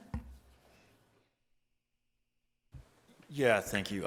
So just to be clear, ADUs are on single-family homes, and these fees apply to properties that are duplex and above. So it doesn't honestly apply to a single-family property. No, we're allowing ADUs and JADUs in every zoning now. So that's why I want to make sure that if someone wants to add an ADU or a JADU, whether they're in an R1 or an R4, that they're exempt from it. We'll make sure that that's clear. Okay, and then, let's see, at one of our meetings when we were talking about hotels, we had said that we would require a marketing study for new hotel projects. And I just wondered, is that something that we are going to decide who does the marketing study, and in that case, we would need to have a fee for that? Or are we just leaving that up to whoever? I would imagine that we would do it like we do with any other required study that they're obligated to have, which is they have to pay for it, but we get the right of approval of who their consultant is. Right, but do we have fees, though, when we require EIRs? Do we have a fee for review or No. meetings? Nothing? Okay. Then on 4A, I'm obviously very supportive of the enhanced sidewalk cleaning and security services for the city's commercial areas. I do have some concerns as well raising our meters by 33% to pay for all of it. LA City has dynamic parking downtown. Santa Monica charges $2, but that's only at certain places. And Beverly Hills ranges from 75 cents to $2. And I mean, obviously, I'm not surprised that the businesses wholeheartedly supported the fee being paid by meter revenue, because then they don't have to pay for it. But I do think, and I do want this to start right away, and I know that this is the quickest way of doing it, but I do want us to look at a couple of things over the next year, because we look at fees annually. I would like us to look at some way of having a shared cost, whether that means maybe doing a nexus study on a per-foot frontage fee, because that would not require a vote. That's not a tax, it's a fee. So I would like us to look at that, because I do think that, you know, as well as our visitors, our businesses also should have some responsibility for making sure our sidewalks are clean. It benefits them as well as us and our residents. The other thing I would like us to consider is looking at, I know that, I think it's Redondo Beach, somewhere has a program for an annual pass for meters. So I would like us to look at that, because to do an annual pass for meters for residents, because that might be a way to give residents a break for those who, you know, feel like they're paying a lot into the meters, or even our business community. So that's something we may want to look at some programs. I think it's Redondo Beach that has it. I'm not positive, but I can double check that.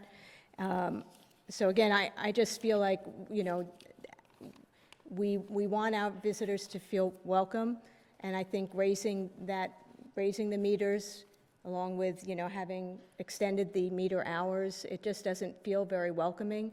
The other thing is I would like us to look at, with regard to the citations, is I would like us to look at the possibility of a meter citation that's on two levels. One, when, you know, someone's been over 10 minutes or less versus longer. And I would think that the technology is such now that we can look at that and be able to, you know, that someone can punch in something in the meter and know whether someone's been there, you know, it's over by 10 minutes versus longer, and even if it's two-tiered and they get 2 tickets, but or at least look at if any other cities are doing that, and over the next year.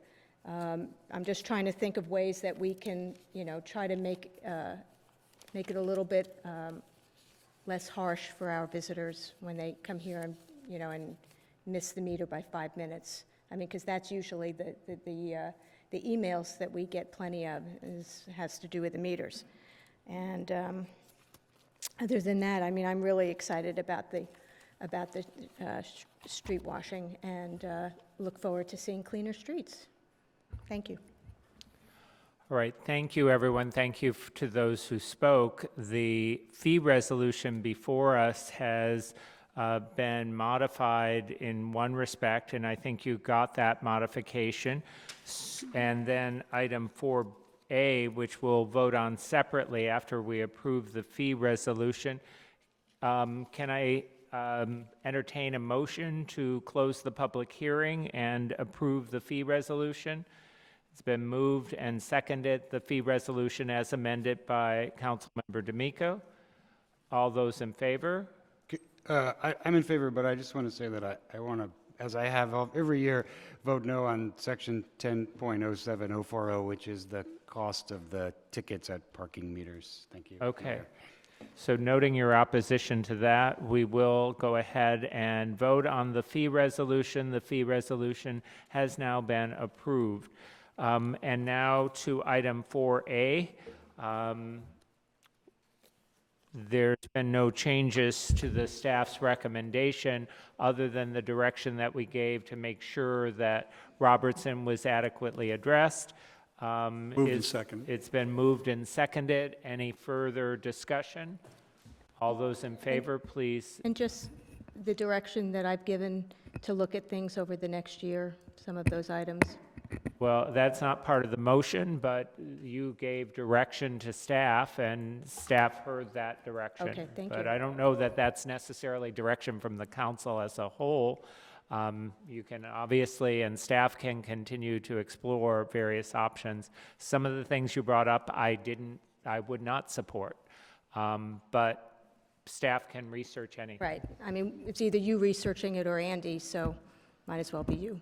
Thank you.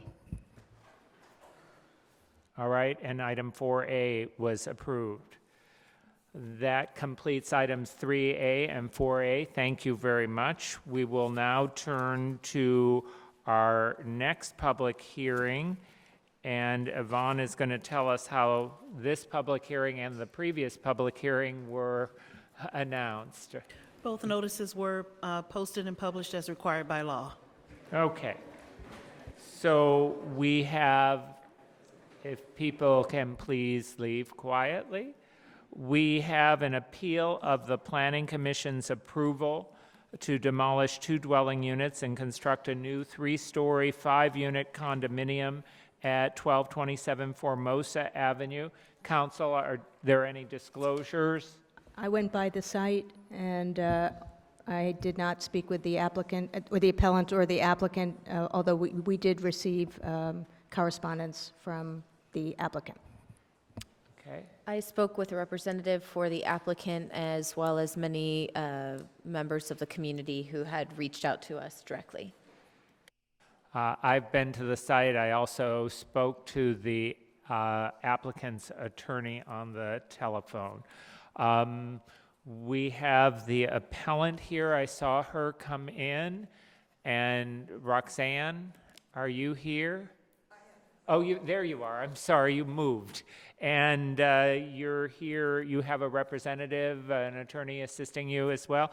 Okay, how much time do you need? Usually we would allocate between 5 and 10 minutes. Well, we're going to, Roxanne wants to speak as well, so if I can get 7 and she can have 3. That's fine. Okay, so we'll have 10 minutes for the appellant and 10 minutes for the applicant. And then both sides will also be entitled to 2 minutes of rebuttal. Okay? So we are now going to open the public hearing, and staff give us the report, and then we'll hear from the appellant and the applicant. Good evening, Mayor Heilman and members of the City Council. I'm Adrian Gallo, Associate Planner within the city's current planning division.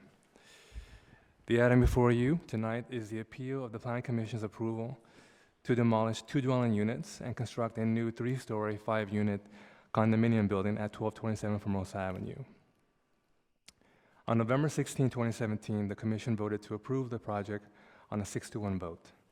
An appeal was filed on November 27, 2017, asserting that there was new information, inaccurate or unsupported findings, and error in fact in the Commission's approval of the project. On the screen is an aerial overview of the subject property, which is located on the west side of Formosa Avenue, south of Fountain Avenue. The townhouse-style development is proposed to contain approximately 7,500 square feet of livable space. All of the units have 3 bedrooms and 3 baths and have an average unit size of 1,500 square feet. The project provides 10 standard parking spaces and 1 guest parking space. The project is deemed a high-achieving green building project. An appeal of the Planning Commission's decision was filed by Roxanne McBride. The entire text of the appeal and staff's response to the assertions is in the written staff report. I'm going to go over the main point of the appeal. Ms. McBride asserts that the approved project contains balconies on the south side of the building overlooking her property, when the representative for the developer specifically promised at the community meeting that the design would not include balconies on the south side. And therefore, the design violates the terms of the neighborhood support of the project. At the first neighborhood meeting, the architect presented a design which included usable balconies that projected out from the building's south facade by 2 feet. The units had projecting frames with a rail at the far edge, so that the space could accommodate a table, chairs, and planters. Based on neighborhood concerns regarding privacy, the architect removed the entirety of this occupiable space, moved the rail back to the glass line, and moved the exterior wall of the building 1 foot further north to increase the distance between the wall and the neighbor's property. The width of the balconies was reduced from 4 feet to 4 inches. At the second neighborhood meeting, the architect presented a revised design. The revised design is what was approved by the Planning Commission. The revised design allows no room for seating or furniture. A sliding glass door only opens to a metal guardrail for safety purposes. Since the architect is trying to maximize the only available opportunity for natural light with the large glass doors, the building code dictates that there shall be 42-inch rails for these openings. Staff supports the project as designed. Staff does not believe that the PO has raised any concerns or provided any additional evidence that was not previously considered by the Planning Commission and that would warrant granting the appeal. Staff recommends upholding the Planning Commission's decision to approve the project. The project was well designed and furthers the goal of providing opportunities for new housing construction. For new construction of housing. I'm here to answer any questions you may have. Thank you. So we did get a number of emails from people who were confused about the issue of balconies. Based on what you're explaining tonight, it sounds like on this side of the building, what there really is a sliding glass door with a 4-inch ledge. So it's not really a balcony in the sense that people could stand on it or put furniture. It's just really a large sliding glass window. Yes, that is the case. Okay, so I just wanted to make sure I was clear on that. Okay, so any questions for staff at this time? So we'll turn to the appellant here, and combined, the two of you combined will have 7 minutes. And if you could please, 10 minutes, I'm sorry. If you could please state your name for the record, because I don't know that I have a speaker slip for you. Thank you, Mayor. My name is Neil Popowitz. I'm with the law firm of Freilich and Popowitz. Thank you. And we're representing Roxanne McBride. Good evening, ladies and gentlemen.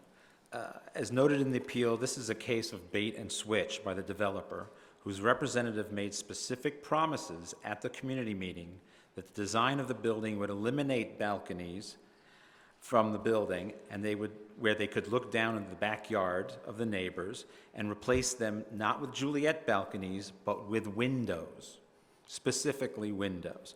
Once the neighbors agreed to the design incorporating windows, the developer then submitted a redesign to the city that included these Juliet balconies, which is the sliding doors that we were just talking about. Unaware of the developer's deception and thinking that the matter had been resolved to everyone's satisfaction, the neighbors, with the exception of Roxanne, did not attend the Planning Commission hearing. Notwithstanding Ms. McBride's protest at the November hearing, the Planning Commission approved the project. Roxanne obtained 88 signatures from the neighbors over the Thanksgiving weekend on this appeal. She could never have filed this appeal without getting at least 50. She got 88 on a holiday weekend, a Thanksgiving weekend. The facts as set forth in the staff report are fundamentally mistaken, and therefore the staff recommendation is therefore equally flawed. The community meeting scheduled for January 9th, 2017 was in fact cut short and canceled by the developer's architect. We know this because the appellant, Roxanne, emailed the then city employee Scott Lunsford on January 10, 2017, explaining to him, quote, close to 30 people showed up in total. I'm sorry you were not feeling well. It was a disappointment that you or someone from the city did not show. It could not be conducted, and Andrea, the architect, was a loss for words. She announced the meeting was going to be canceled and rescheduled, unquote.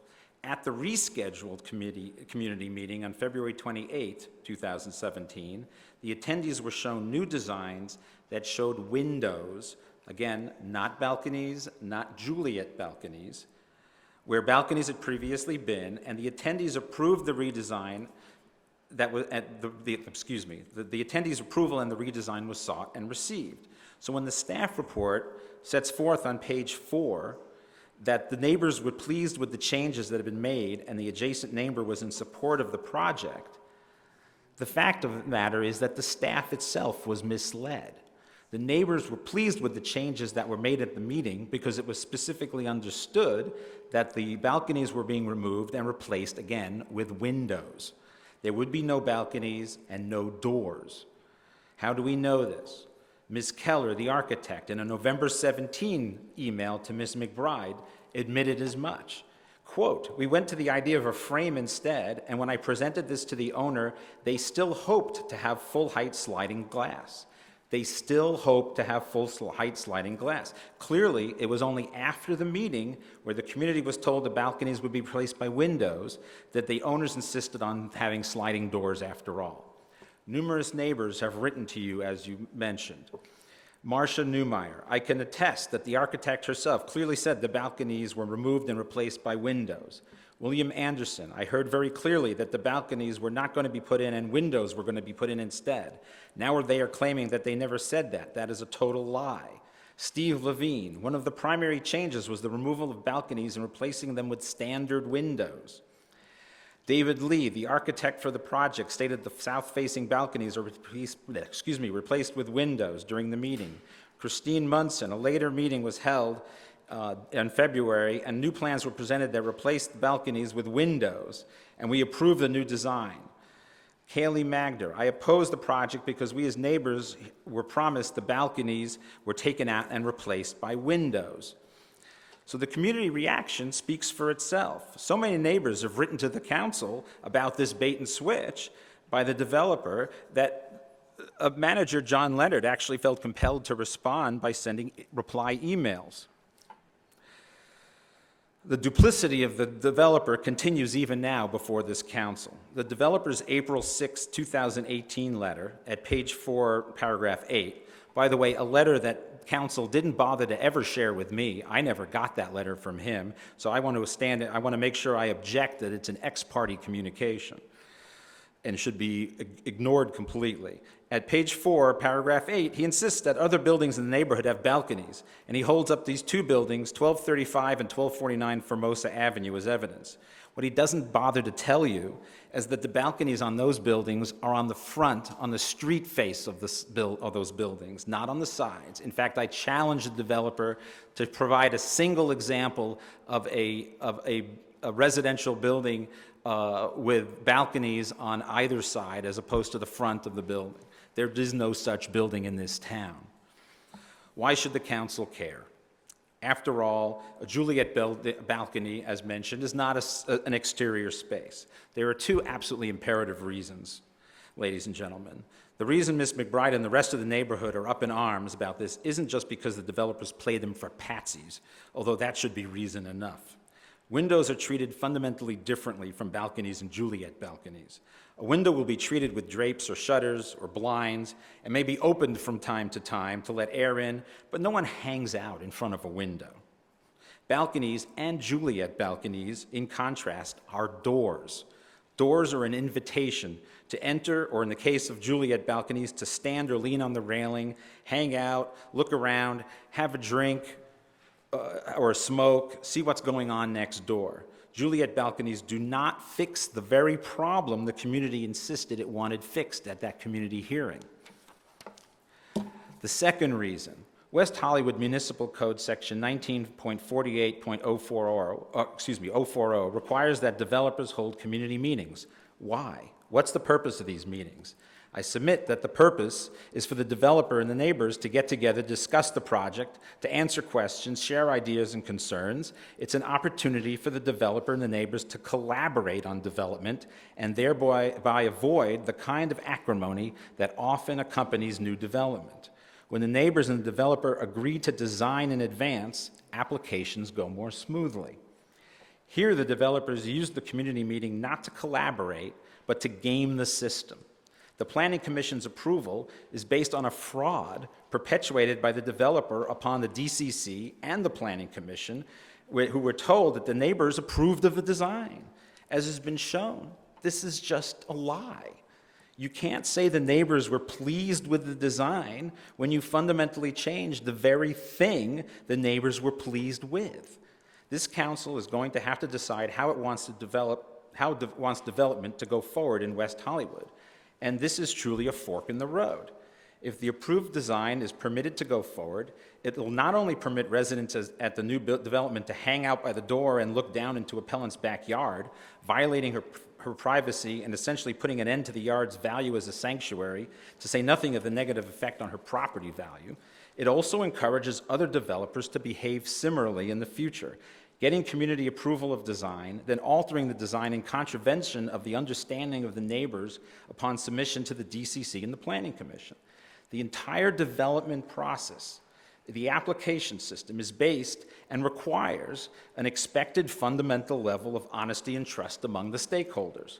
The consequence of allowing the approval to go forward will be that the efficacy of the community meetings will be lost. Developers will see the meetings as a mere formality, a stepping stone that can be ignored thereafter. The neighbors will quickly recognize the meeting to be a mere scam, assuming, apparently rightly, that developers have no intention of complying with anything said or agreed to at the meeting.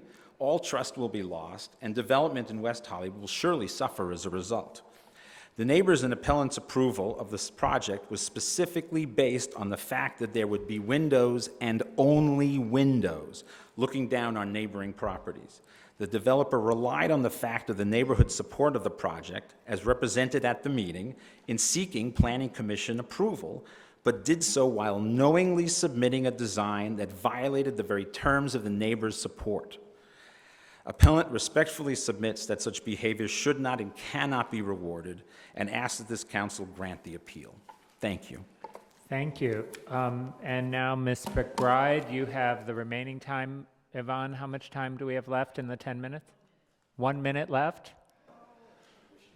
But we'll give you 2 minutes. How's that? I don't know if it's planned for 3. Well, you had 10 minutes. Your attorney took a little bit more. I hope he isn't charging you by the minute. My name is Roxanne McBride, and I live next door to this project. I have been a resident for West Hollywood for almost 30 years and have donated 16 years of my time as a neighborhood watch captain and 12 years as a East Side Redevelopment PAC member. So these neighborhood meetings mean a lot to me in the process of improving the quality of life in West Hollywood. I spent years reconstructing my property and creating a tranquil backyard that I enjoy every day. Having my privacy stripped away by balconies of any kind overlooking my entire yard on the south side of the building takes away my sanctuary and my peace of mind. Balconies were not what was agreed upon in the February 28th meeting. In fact, they told us balconies were replaced by windows. What's the point of these meetings? As a resident, we have trusted the process, but the process is not for us. Scott Lunsford took lots of notes at that February 28th meeting, and after the meeting, he promised me no balconies whatsoever. All future meetings were held without the alerting of the neighbors. Promises were made and not kept. Is this what you allow with developers that come into our city? Developers bulldozing the residents with false agreements, gain their trust and approval, and then weasel the system by presenting something else to the Planning Commission? We expect the urban planner, the developer, to follow through with their word. This is a classic case of a snow job. What message is being sent to your constituents? That these meetings are a farce and that we are unprotected? That developers, in the end, will always have their way because of the deep pockets? The architects and the developers present the smoke and mirrors and discourage residents that don't show up anymore. Well, these meetings and developers, they take advantage of us. Every meeting with developers should be recorded, period. Every meeting should have an email list going from the very beginning of the meeting to the end. Every person on that email list should be alerted of any future meetings, especially with the Design Review Committee. Now, Roxanne? that's government transparency. Thank you. Thank you. And now we'll hear from the applicant's representative. Mr. Elliott, you're representing, you need 10 minutes? I think I can cover it in 10 minutes. Thank you, Mr. Mayor. Good evening, Todd Elliott of Truman and Elliott, representing the applicant, JMC Properties LLC. I practice law at 626 Wilshire Boulevard in Los Angeles. Thank you, council members, for the opportunity to address you this evening. I'm going to start and try to rebut the comments by Mr. Popowitz. First of all, we disagree entirely that the design of the project changed in any way, and that's supported by the staff report from February 28th on. We understand that Ms. McBride was able to obtain 88 signatures, but that doesn't mean that the staff report is flawed. The staff, your staff, is telling the truth that from February 28th forward, the applicant took a step back, literally, and said, okay, this neighboring owner doesn't want balconies, people having outdoor space next to them, and that made their project less valuable. They decided to remedy that by having sliding glass windows. However, there is a building code requirement that says if you're going to have a sliding glass window, to let air in and to create as much ventilation as possible, you must have a barrier so that nobody falls over or runs out over the second or third floor. This is not duplicity. This is not ex parte. This is the developer actually saying, okay, we respect that you don't want to have outdoor balconies, which are actually allowed under the zoning code, and we are making a concession to you. All of the neighbors within a 500-foot radius of this project received notice of the Planning Commission and had an opportunity to come forth. The Planning Commission's determination is not based upon whether or not people like or don't like a project. The neighborhood meetings are not to tell the developer, we don't like your project, you're not going to develop this project. It's to take input, and that's exactly what the developer did do. He took input, they took input, and they decided to honor the request by not having balconies that could be occupied. There were no promises made, no contracts made. That is a falsehood. With regard to balconies projecting on Formosa, I entitled 1249 North Formosa.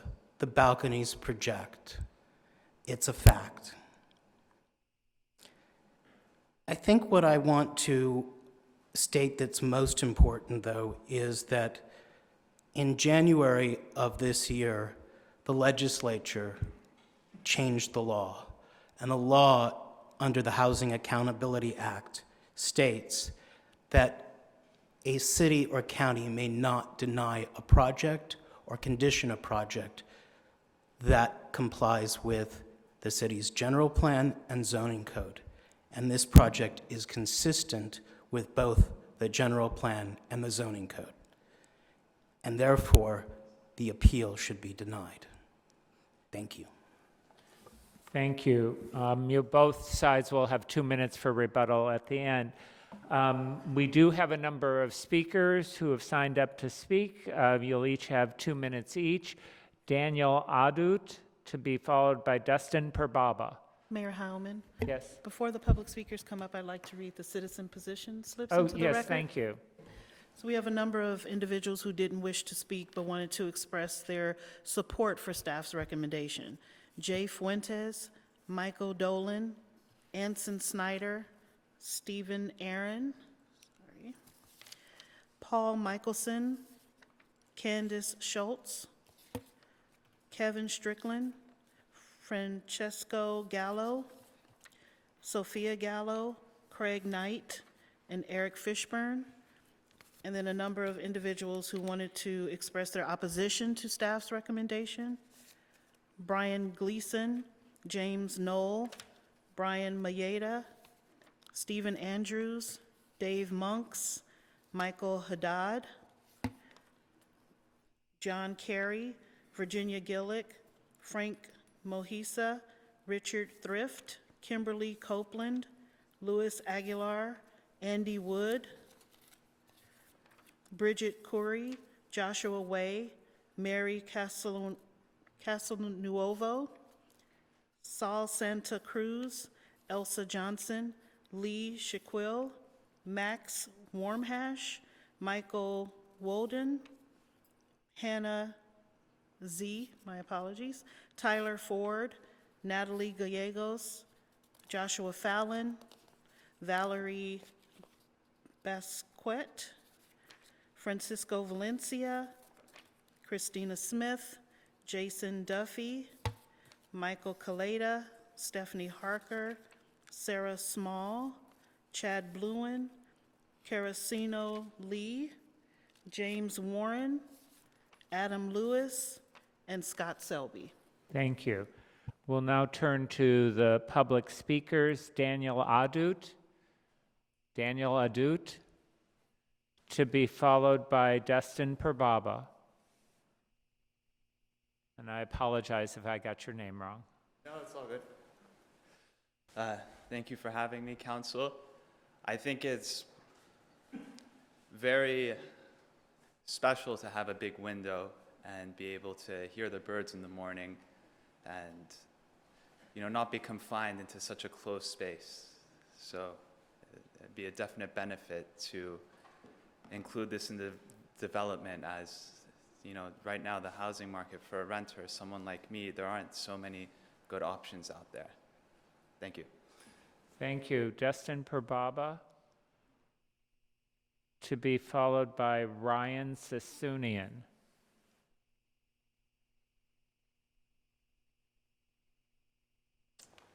Hello, I've been here a couple times, recognize some of the faces, hope everyone's well. I'm here as a resident of WeHo. I've been here most of my adult life. I'm also here as a developer. Just wanted to make a couple of points on this project. One is there seems to be this underlying issue of privacy, but regardless of if there's a floor-to-ceiling window or a window that opens, you're still able to see through that window and you're still able to see into the backyard. So I don't understand why this is even a concern at this point, because the end result is realistically the same. Number two is, sounds like the biggest concern was a balcony where you could be standing out there, we could have patio furniture, you could be sitting down and, staying there for extended periods of time, which, is a concern to the neighbor next door, but it seems like that issue has already been remedied. And then third is, just as a developer, in projects in West Hollywood as well as in LA, I think at a certain point there needs to be a line drawn of, how much input you can take. There's always going to be, negative comments made about a building, but at the end of the day, in this particular situation, it sounds like the biggest concern was already taken care of. And, making it increasingly more difficult for developers to build projects like this and others is really just going against the city's, goal, which is to create more housing. A project alone like this, which necessarily isn't even that big, that's bringing $200,000 of the inclusionary housing fee. That goes to more affordable housing, and making it more difficult for people to come into the city and build those housings, I just don't think is how we want to be moving forward and progressing as a city. So I think we should move forward with the staff's opinion and approve the project as is. And, I hope you'll take that all into consideration. Thank you. Thank you. Ryan Sassoonian, to be followed by Daniel Mirharuni, sorry. Good evening, Council. Thanks for having me. I'm a West Hollywood resident, and I support this project. Yes, there's always something to find, always an issue with the new development, but I think we should all look at the bigger picture and realize that LA's in a huge shortage of units, rental units, housing, and that's a bigger picture issue that has to be dealt with. Yeah, there's a window, balcony, whatever you want to call it, but it shouldn't stop this opportunity of more housing in West Hollywood from being created. Thank you. Thank you. Daniel Mirharuni, to be followed by Timothy Corrigan. Hello, Council. Thank you for having me. My name is Daniel Mirharuni. I'm a West Hollywood resident and also an associate AIA. I work for an architecture firm as well. In reality, these are windows that just slide open. Technically, a sliding door, you need to be going into somewhere, for example, a room or something of that nature. There's nowhere really to go inside of this window. It has the same effect as an opening window. If there was drywall underneath of it, whether it's floor to ceiling or it's a little portion, doesn't really make a difference at all. I think it's important to obviously have these barriers as it is the code, and we need to have the safety of the residents is very important to any project, and that should be the main focus and main concern, that everything is built to code, everything is designed beautifully, and that people are safe at the end of the day. That's the most important thing. Thank you. Thank you. Timothy Corrigan, to be followed by Andrea Keller. Good evening. Thank you so much, Council. I'm Timothy Corrigan. I've been named as the top 100 architects and designers around the world by Architectural Digest, El Decor magazine, Lux magazine, the Robb Report. So I actually have a great deal of experience in the area of architecture and design. And I would say that when I first heard about this building, I was a little skeptical. I'm not a huge fan of a lot of contemporary architecture. But I went and I looked at the plans, and I think they are very good plans. They are, it's a contemporary building that has a great deal of style. It's not just another box. So I think overall, from an architectural standpoint, it's a very good building that one can be proud of to have in one city. But secondarily, on this whole issue of windows versus balconies, this is, for all intents and purposes, nothing more than a window. There is no more privacy that would come from this being a wall underneath this window. And I think that it's very important that the city continue to support the kind of development that this is, which is good development. Thank you very much. Thank you. Andrea Keller, to be followed by Ben Shalowitz.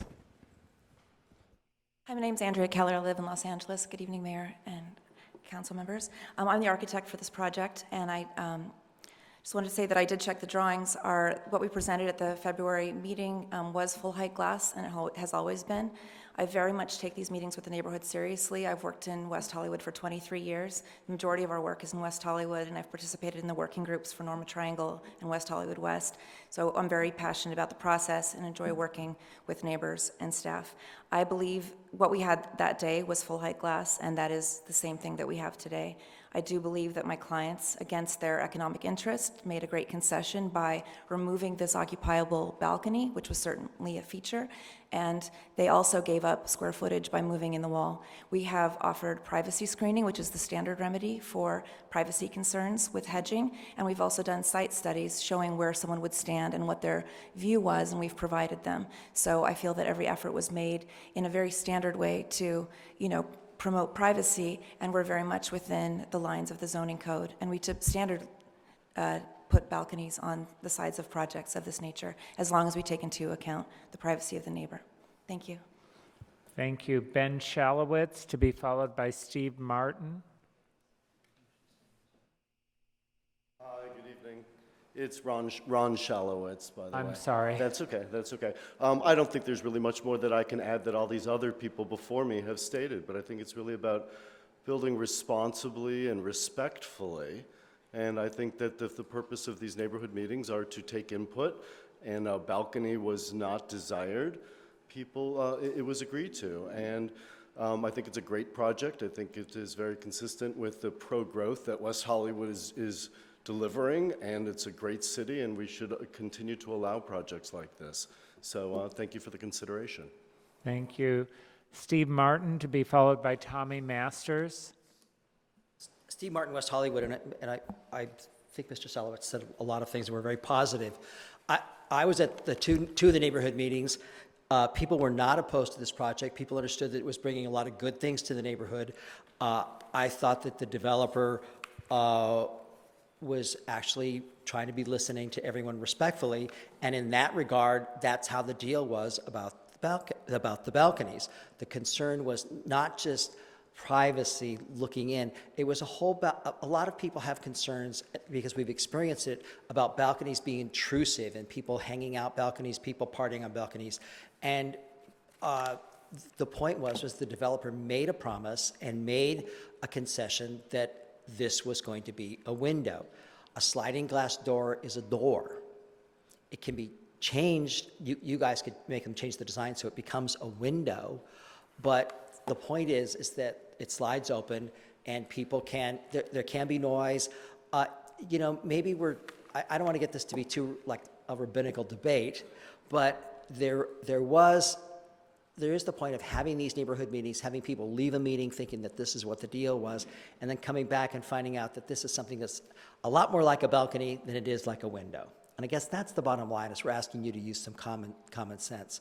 I will say this, in the last 18 months, we have seen a lot of development, particularly near Brian Hall's house, where they built the balcony or the rooftop on a garden on the roof.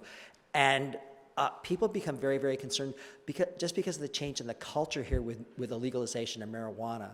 I'm getting it from all sides, just people walking down the street, my neighbors, my tenants, and I understand why Roxanne's concerned, is because people will be standing in those windows and doing that. But I know that comes across perhaps as a little bit silly to some people, but I think there was a deal made here, and I want to be respectful to the developer, but I think he made a deal and he should keep it. Thank you. Tommy Masters, to be followed by Cynthia Blatt.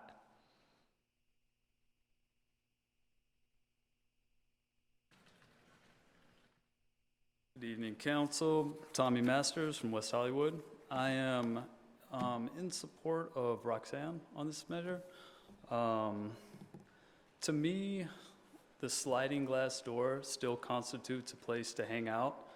Those are usually marketed as a place to have your morning coffee, have a cocktail after work. Personally, we have a patio that has a balcony next door, not facing us, but adjacent to us. And I can't tell you how many times late nights after the bar happen up there, how many times cigarette butts rain down onto our side. It is an invasion of privacy, and it is quite a bit different than a window. So please take that in consideration. Thank you. Thank you. Cynthia Blatt, to be followed by Kathy Blavis.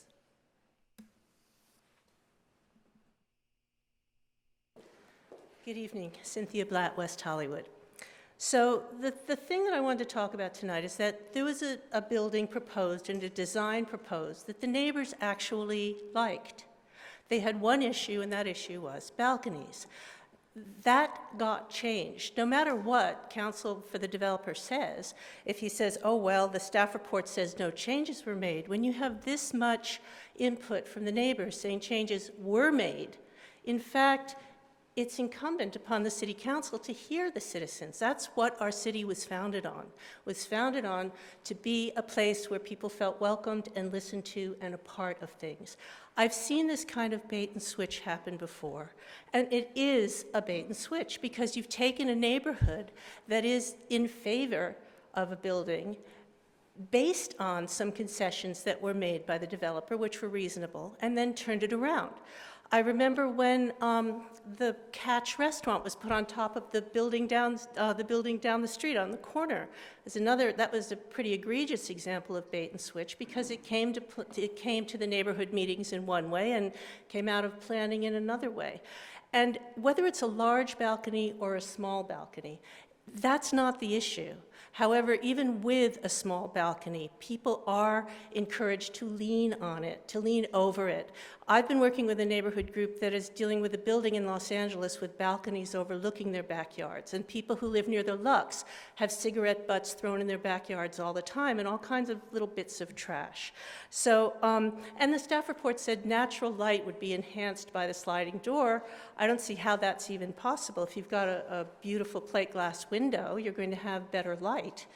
But nonetheless, I think that what's important here is that in the neighborhood meetings, the neighbors' opinions do matter and should matter. And I don't think that their opinions is the way we think in this city. So I hope that doesn't reflect how you think. Thank you. Thank you. That's Kathy Blavis, to be followed by Victor Omachenko.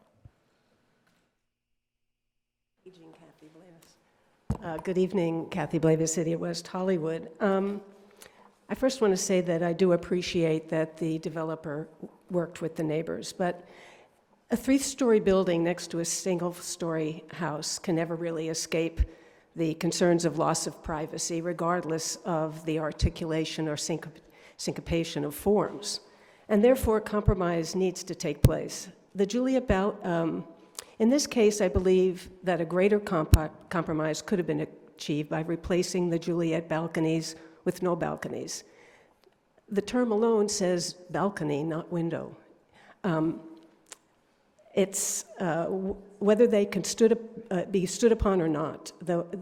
It seems to me that a window, floor to ceiling, perhaps with the bottom half of it being a solid window and the top half moving out, would allow for light and circulation of air.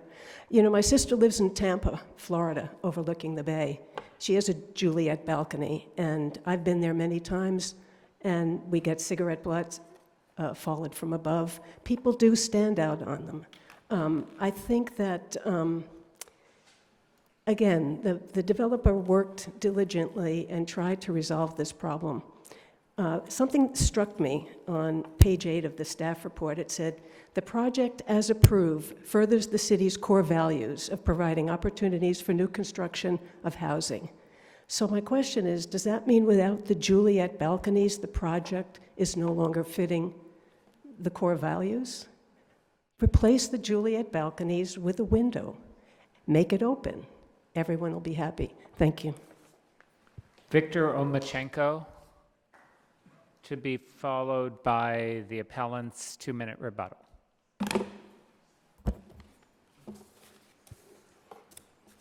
Good evening, Mayor and council members. My name is Victor Omachenko, longtime West Hollywood resident, here to support the appeal of Roxanne McBride and to urge you to send this development back to the drawing board, back to redesign. Here's why. Having worked in various governmental capacities, I know how important it is to follow processes and procedures in a transparent way. That's what makes citizens believe in government and support government. I've heard that there were 2 neighborhood meetings, and yes, the attorney Elliott mentioned that there was a meeting of the Planning Commission. What nobody has mentioned at all, and I think it's briefly alluded to in your staff report, is the May 2017 Design Review Subcommittee meeting of the Planning Commission. What happened there? There's been a lot of back and forth, first with balconies with tables and chairs on them, then going to the neighbors, talking with them, working with them, saying, we're going to put windows in. Then it goes through this process. We don't know what happened at Design Review Committee. I'd like you to explore that possibly. It doesn't seem to be explained that well. And we end up with the case of the Juliet balconies with the guardrail and the glass sliding doors. This project is not ready for prime time, and I think it should go back to the drawing board. And furthermore, in terms of processes, on April 13th, added to the city website's WehoTV.org topic on this topic for the city agenda was a short email message from John Mayer, a current planner, kind of talking about what happened with these Juliet balconies. But there's a lot of information in there that's very unclear. And at the same time that memo from Mr. Mayer was put up, over 15 to 20 citizens and voters put in their emails on April 12th and April 13th. What do? We get them at the table here. Yes, it's part of a public record, but you should know that many other neighbors than the ones, and residents and voters, than the ones that were relayed to you earlier or that spoke earlier Thank you. are in favor of Ms. McBride's Your appeal. time has expired. Thank you. We'll now turn to the appellant's rebuttal, Mr. Popovich. Thank you, Mr. Mayor. This won't take 2 minutes, I don't believe. First of all, I'd like to point out that I believe council has now admitted that they changed the plan after the community meeting. It was very clear that after the community meeting, they went back and decided that they were going to put in these Juliet balconies, notwithstanding what they had told the people at that meeting. We've had a number of people come up and comment about doors and windows being the same thing. They're just not the same thing. As I mentioned earlier, and as was mentioned by one of the other speakers, when you have a sliding door, any kind of door, it's an invitation to spend time there at that space, on the railing. Like I said, have a smoke, have a drink, do some people watching. And when you're doing that over your neighbor's house, over your neighbor's backyard, that's a violation of privacy. There was a number of people who spoke who basically ignored the effect, essentially, that what this is going to mean for the neighbor, Roxanne. She's not going to be able to enjoy her backyard anymore. Why? Because there's these big windows for people to stand at, I should say doors, to stand at and lean over and hang out. There were a number of people who said, what's the difference if it's a door or a window? If that's the case, put in a window. What's the difference? Let's make Roxanne feel welcome in her own backyard, and it's apparently not a difference. No one's opposing the design of the building per se. No one opposed the design of the building at the community meetings. It was the specific instance of balconies, be they Juliet or otherwise, and the specific understanding of the community at that meeting that there were going to be windows, not doors. And so council complains that, well, there were meetings they could have attended, but who goes to a meeting where you think it's already been decided? Thank you. And Mr. Elliott, you also have 2 minutes for rebuttal.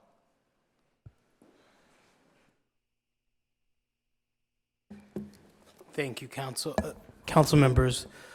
Todd Elliott for the applicant, JMC Formosa LLC. First, the appellant's attorney attempts to put words in my mouth. I did not make any admission or state that the project changed several times. It changed once.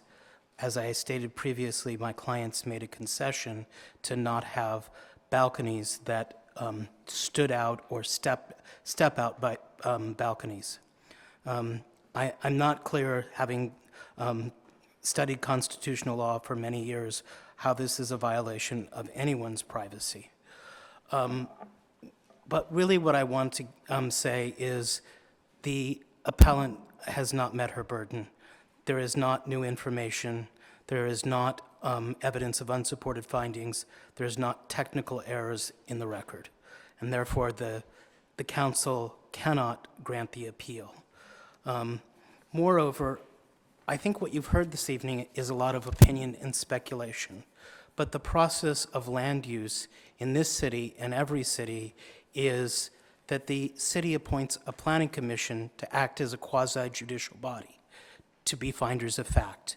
And they made those findings of fact based on evidence in the record. Finally, as I mentioned before, the state has stepped in with the Housing Accountability Act, and conditioning a project that is compliant with the general plan and the zoning code is no longer permitted. And maybe Mr. Jenkins wants to speak to that, but our client has proposed a project and staff has agreed with us that meets and complies with the general plan and the zoning code. Thank you. Your time has expired. Thank you. Okay, I'm going to leave the public hearing open in case we have any questions. Any questions for staff? Council, you have questions? I just wonder, were there drawings of the changes after the, what was it, the February 28th meeting that were submitted to the city when it was a window and not a Juliet balcony? No. And maybe the applicant can tell me, were there any drawings that were presented to the community at that meeting?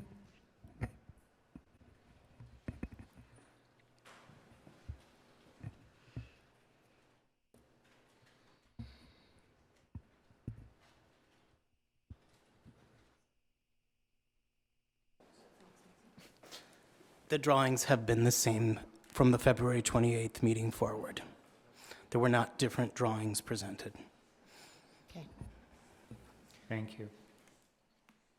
Other questions? Then we'll turn, Lindsay? I have one question. There was a lot of mention about smoking over these balconettes, balconies, whatever they're called. I assume the building owner and if they are condos, the individual condo owners in that association can make this a smoke-free building if they so wish, correct? That is correct. Okay, thank you. Mayor Pro Tem Duran. I have questions for staff, and then I was going to ask our city attorney if he would comment on the statute that Mr. Elliott referenced. I just want to get some understanding of the dimensions of what some of these components are. So I assume a sliding door, sliding window, that's the size of a door, it has certain dimensions. What is it, 8 feet by 4 feet, or what is the proposal in this particular project? I need a minute to look at the plans to get the actual size for you. I'm sorry? I need a minute to look at the plans to get the actual size of the window for you. I need a minute to look at the plans. Oh, you need to look at the plans. Yeah. Okay, okay. And my follow-up question is, a standard window is what, 4 by 4, or what is the standard window dimensions? I just want to understand what we're all arguing back and forth about between a standard window and this window door that's being proposed. There's no standard size for a window. That could be any size that the architect chooses for the unit themselves. Okay.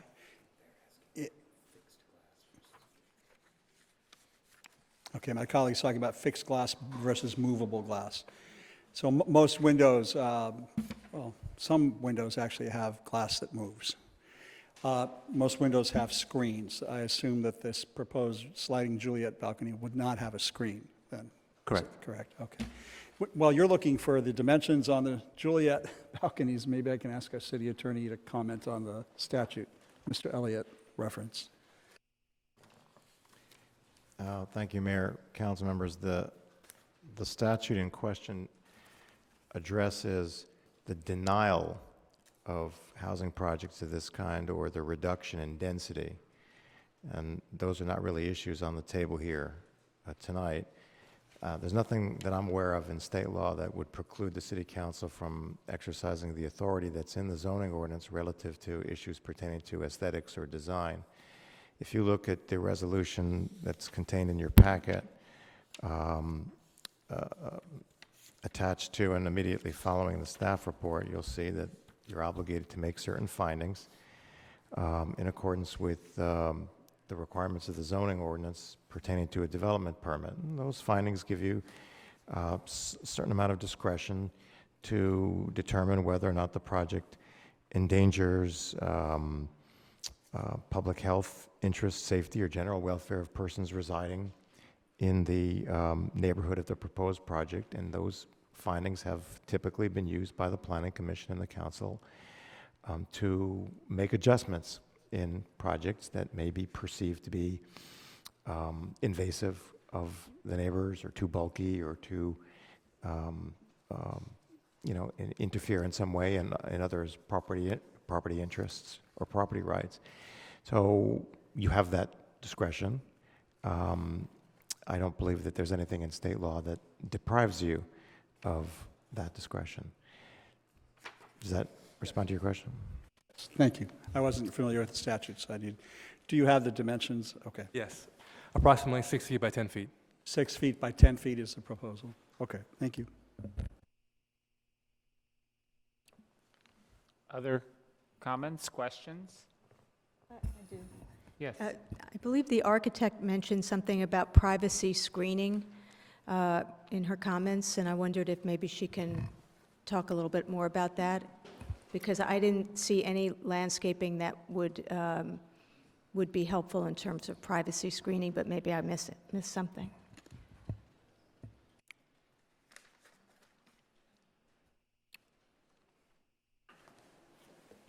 We're not clear about your question.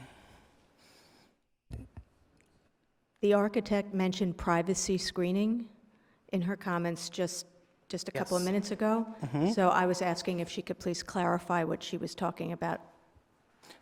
I think the applicant, the architect was explaining that there's an existing privacy hedge on Ms. McBride's side of the property, and she's welcome to have that hedge under the zoning code be as high as she wants. So the architect is here, and I think the question was directed to the architect. So can we ask the architect to respond? As long as it doesn't turn into cross-examination. All right.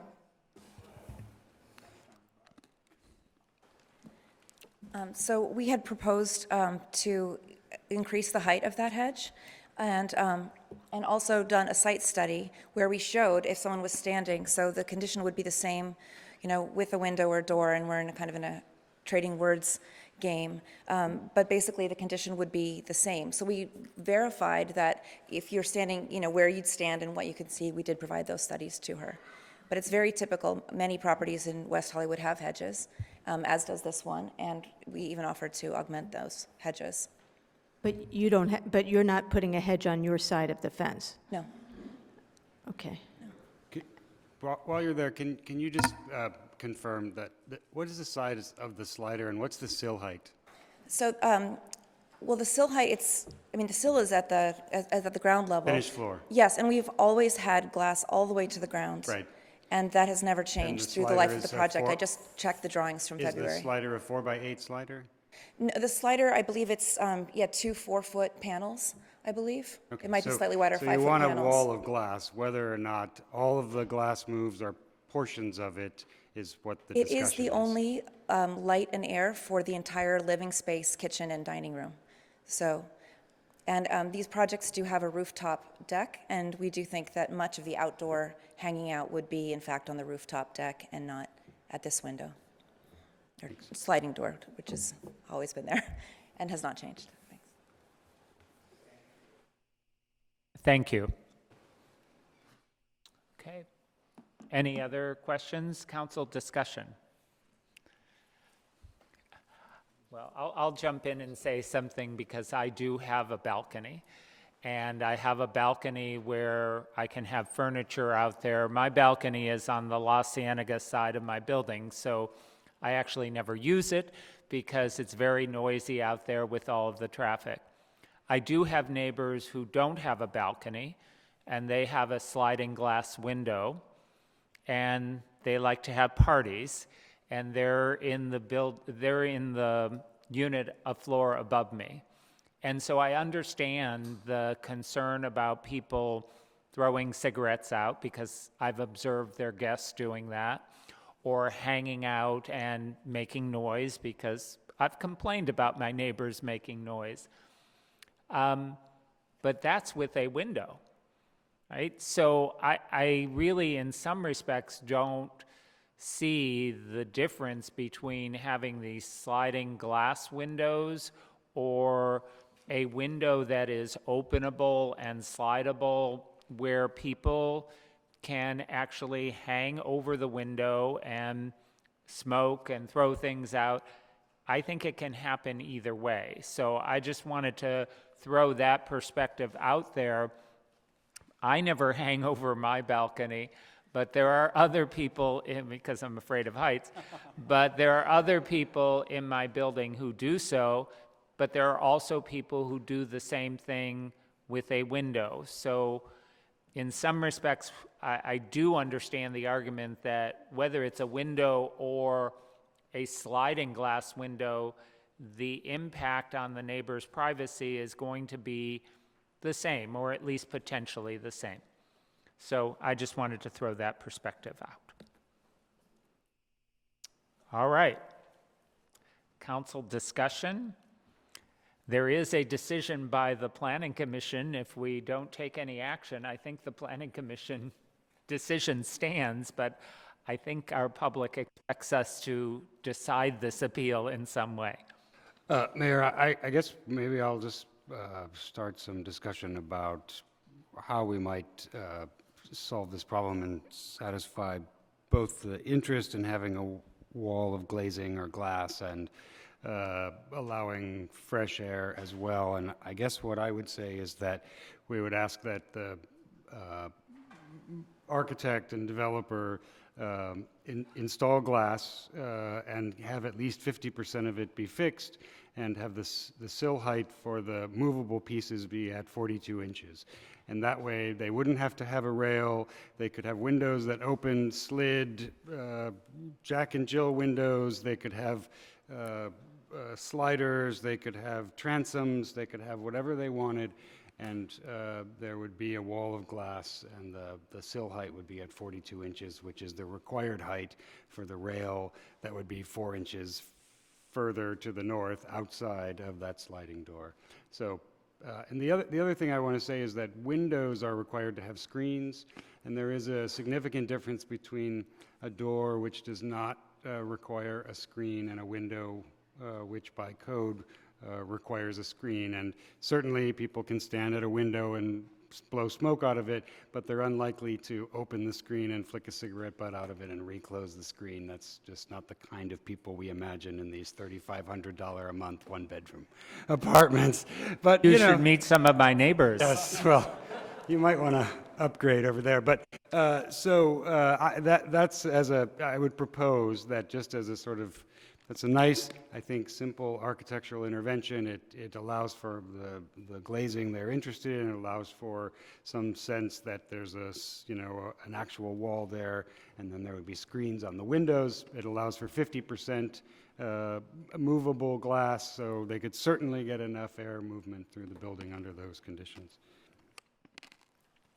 Mayor, what's a Jack and Jill window? That's a term of art. Oh, it opens in. Thank you. I wasn't sure what it was. Pro Tem Duran. Thank you, Mayor. I guess I want to, I try to remove the people and the personalities out of decisions like this, because I tend to know people on both sides, and I try to focus just on the issue rather than the people. And thank you to all the persons who spoke on each side of the issue. I also live in a unit that has full sliding glass doors, 3 of them, on a balcony. And it's a downside to having full glass sliding doors on a balcony, even on the 3rd floor as I am, because people can look right up the window and see if you're walking around in your bathrobe or your underwear. And so, without installing drapes, because I want to keep as much light as possible, I just don't walk around in my underwear. Don't worry, I'm not walking around in my underwear. But there is a downside, but on the upside, it does provide a lot of light and a lot of air. I have screens on all the doors, which I do keep shut because I want to keep insects out. Can't really have a full ceiling to floor door open at all times because of the insects that will come in. So, but to me, the issue we're debating, it's so close, and it's just a shame. I mean, if we have to split the baby up here, we will, because I don't think we should send it back to Planning Commission. I think we should just make a decision tonight, because enough time and resources and attorneys have been involved at this point. We can take this as a de novo hearing. We can make our own findings of fact. But to me, a 4-inch ledge on which you can put a toe hold on is not a balcony. And yet, at the same time, I've known Roxanne McBride for almost 20 years, and I know that she gets on this stuff, and if she's got an issue with something, she's not hesitant to let you know about it. And so I imagine that there was a miscommunication, and I'm not faulting the developer or his their counsel, and I'm not faulting Ms. McBride either, but obviously the meeting of the minds did not occur. But you're so close. You're so close. Because at the end of the day, whether it's this full 6 by 10 inch sliding Juliet balcony or a standard window or something in between, you're still going to have the ability to peer through the glass into the neighbor's backyard. So the issues of privacy to me don't seem to be significant either way, and you've still got a third floor with windows on it as well, give you a different perspective of Roxanne's backyard. But to me, the issue isn't privacy, and instead it comes down to the expectations of what people thought they were discussing, and feeling that there was some misrepresentation, or they were misled, or they didn't understand, and had they understood differently, they might have objected. And yet at the same time, the decision makers are not the neighborhood meetings, it's the Planning Commission, which makes the decision that we have to then consider. Planning Commission approved this 6-1.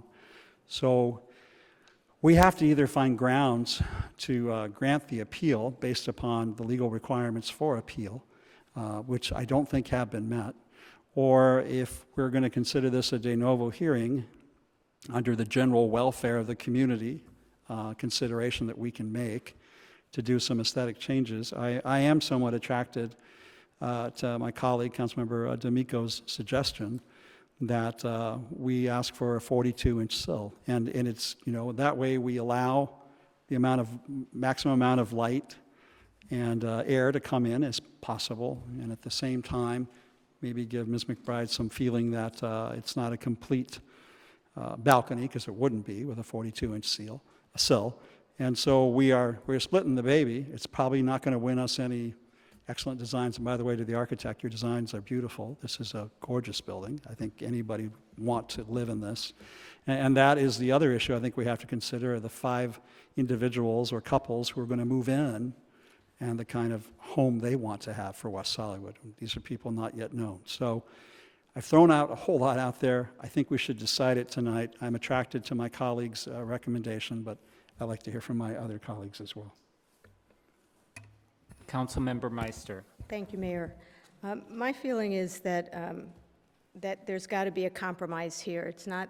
It's something that can be resolved. So I do think that our city attorney said that we have the ability to ask for a change. That we are allowed to make an aesthetic change, and this can be classified as an aesthetic change. I think, part of the issue is that we don't consider landscaping and privacy screening when we're approving these projects. And, I think we need to start doing that when we say that a project has exemplary design, which is a subjective decision, that we should include how the project relates to its neighbors. And I think that just even looking at the staff report, there are really no pictures of what this project looks like in the context of its neighbors. We see it from the south and from the north and from the east and from the west, but we don't see the houses next to it. And I think that's important, that we need to start thinking about that, because we've gotten enough complaints from residents, or I should say, their concerns that they're not being considered with these new developments. I think another problem is the fact that this is 2 stories of residential, yet this building is basically, with the projections, is a 4-story building, really. I think with the projections, it's something like 42 feet high. And once again, we're looking at rooftop projections that are now being considered architectural elements when they're really just staircases. So I think we just have to be also a little bit more aware of what we're approving, in terms of those things. Again, we're looking at 2 stories of residential, and yet we have a 42-foot building because we have a project that's over a garage. The garage is the first story instead of a subterranean garage, which would lower the height of the building. So I think because of that, we do need to consider the fact that, you know, the building is taller because of it, even though it's just 2 stories of residential, and so now it has a different impact on its neighbors. So I think that, you know, when we talk about exemplary design, and again, I think the design is very nice, although I have some issues with some of the other concepts about, for example, the rooftop projections and the height, and the ground floor garage. But I do think that because it's subjective, that we need to think about things like how it relates to its neighbors. The reason I asked about the privacy screen is because if there was room in the setback to put, bamboo or, spruce trees or trees that are going to grow to, 50 feet high, then I would say, okay, there's going to be a privacy screen. But that doesn't exist, and I know that at least with most hedges, they maybe get to 15 feet, but they won't get to 42 feet in height. And plus, then we're having an expectation of the neighbor to do this rather than the developer. So I would say that I would like to see a compromise here. I would like to see that we somehow come together and come up with a solution that, that will be satisfactory for both sides. Thank you. Councilmember Horvath? Thank you, Mayor. I also want to thank everyone who came out to speak today and everyone who wrote to us over the past week or so.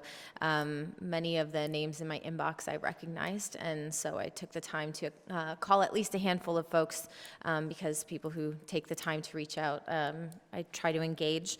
And what became clear to me is that what is presented to us tonight is not new information or a correction of a technical error from the Planning Commission, but this issue about a community discussion. And I think those community discussions are very important, so much so that Councilmember Meister and I went to the trouble of drafting an item to address things like community meetings and correspondence and communication about development and making sure that people are properly informed, because this is not the first time we have heard from residents that there has been miscommunication, misleading information, however you want to characterize it.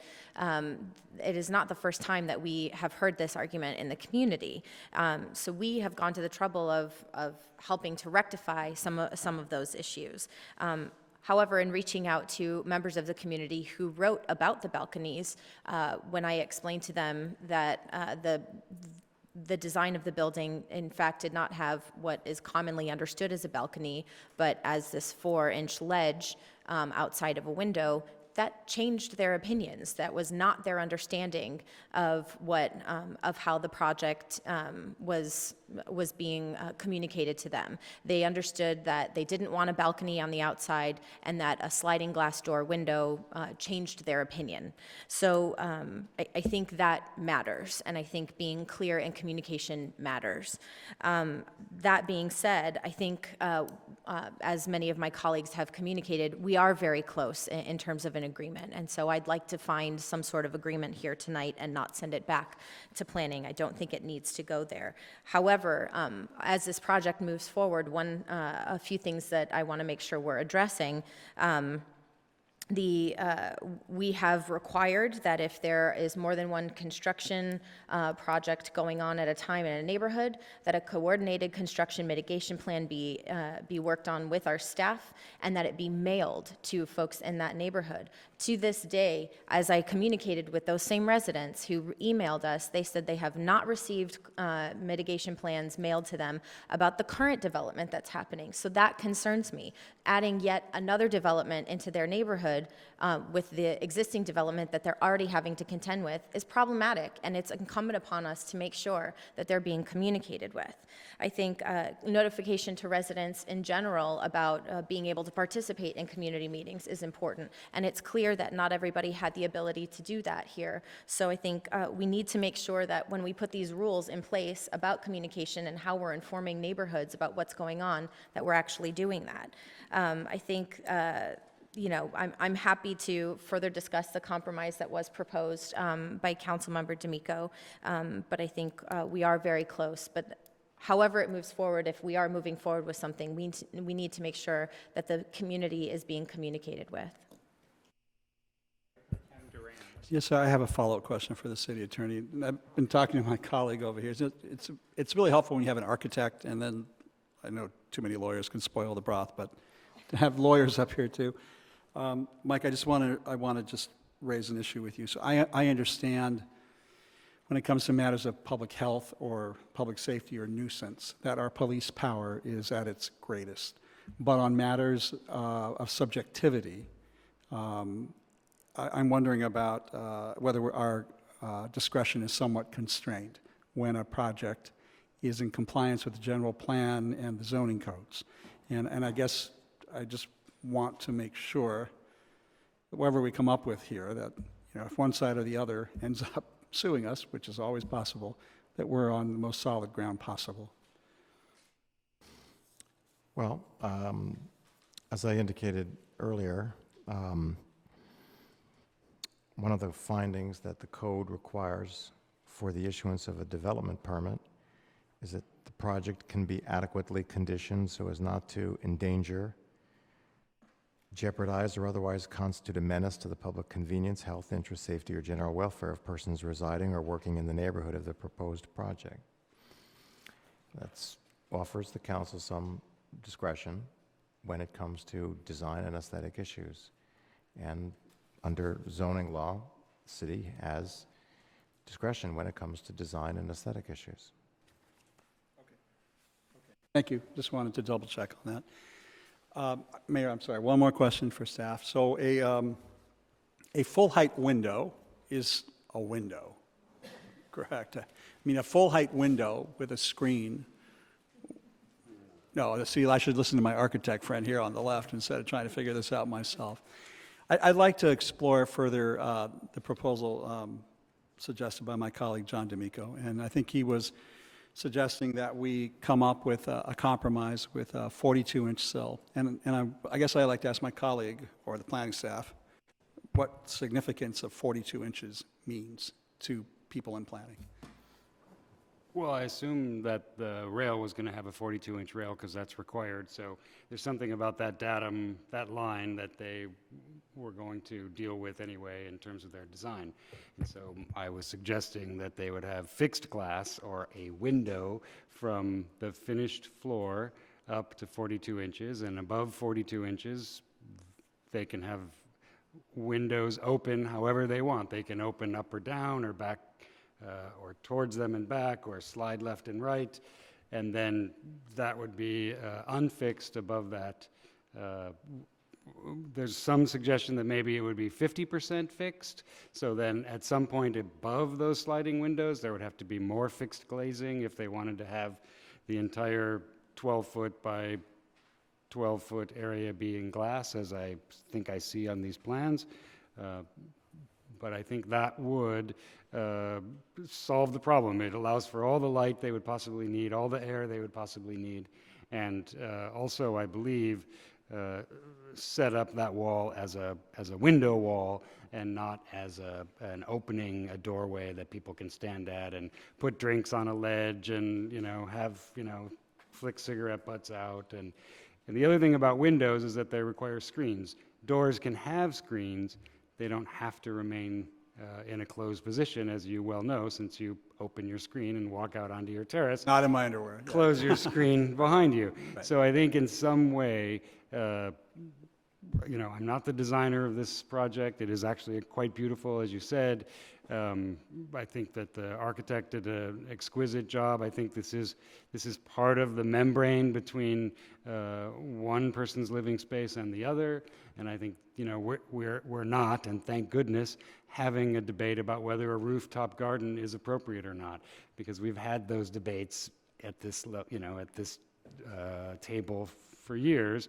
And I would guess, those people on those rooftops won't like it when the 5-story building that SB 827 is going to allow is going to be built next to them, and people are going to be looking down at them in their rooftop garden. So I think, my suggestion for us to split this, provide both sides with some win, is to say you get to have your glass, you get to have all the opening you want, and to say to Roxanne that's going to be windows, they get to design them, but it's not going to be a balcony door in which people can stand at that rail and put drinks on it and So the have a lower party. 42 inches of the window is fixed glass. It's Right. glass that'll Right. allow light. And then above the 42 inches, it's It's movable. windows that either move side to However side. they want to do that. Jack and Jill, or Right. with a screen. Okay. That's what I'm proposing. All right. Thank you. Thank you to everyone who spoke tonight. I wanted to respond to a few comments from my colleagues. First of all, I think this is a beautiful building. It is really well designed. And yes, we need to have buildings that are compatible with the neighborhood, but some of the buildings in this neighborhood are not in great condition. Some of them are in good condition. Some of them were designed at a time where the design, attention to design was not so high. So I think this will actually be one of the best designed buildings in the neighborhood, and I think it should be a welcome addition to the community. Of course, there's going to be noise and construction. Anytime there's construction, there's an impact. We know that, but that's what it means to live in a city that is constantly evolving and changing. The idea of having a compromise here, I'm supportive of that.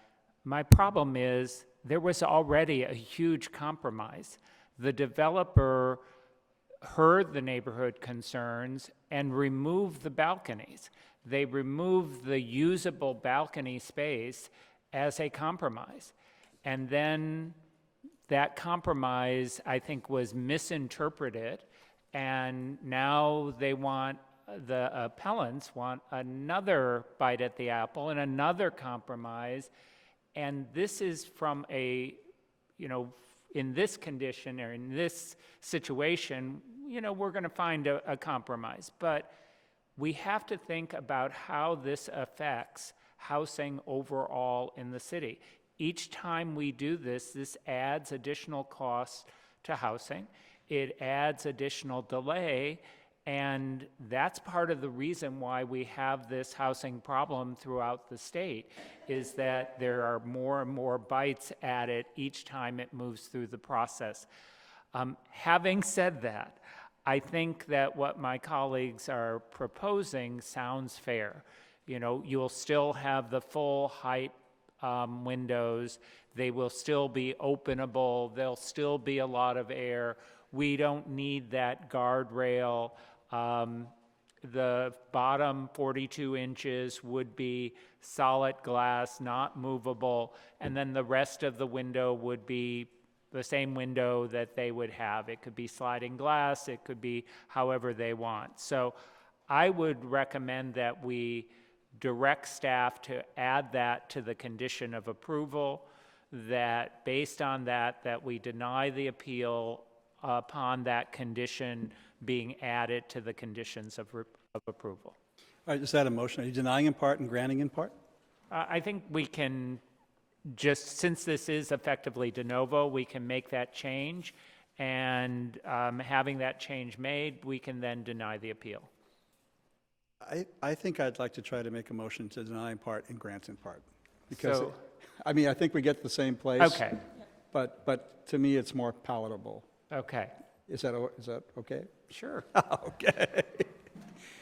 I'll make a motion to deny the appeal in part and grant the appeal in part, consistent with the dimensions and everything John D'Amico said, which I'm not going to try to repeat. 42 inches, solid window, still allowing the movable parts of the window to allow maximum air and light. With 50% of the glazing fixed and the rest movable and the sill at 42 inches. Thank you. Well, that wasn't what I thought you said. You said earlier the first 42 inches of the window would be fixed. You just said 50% of the window.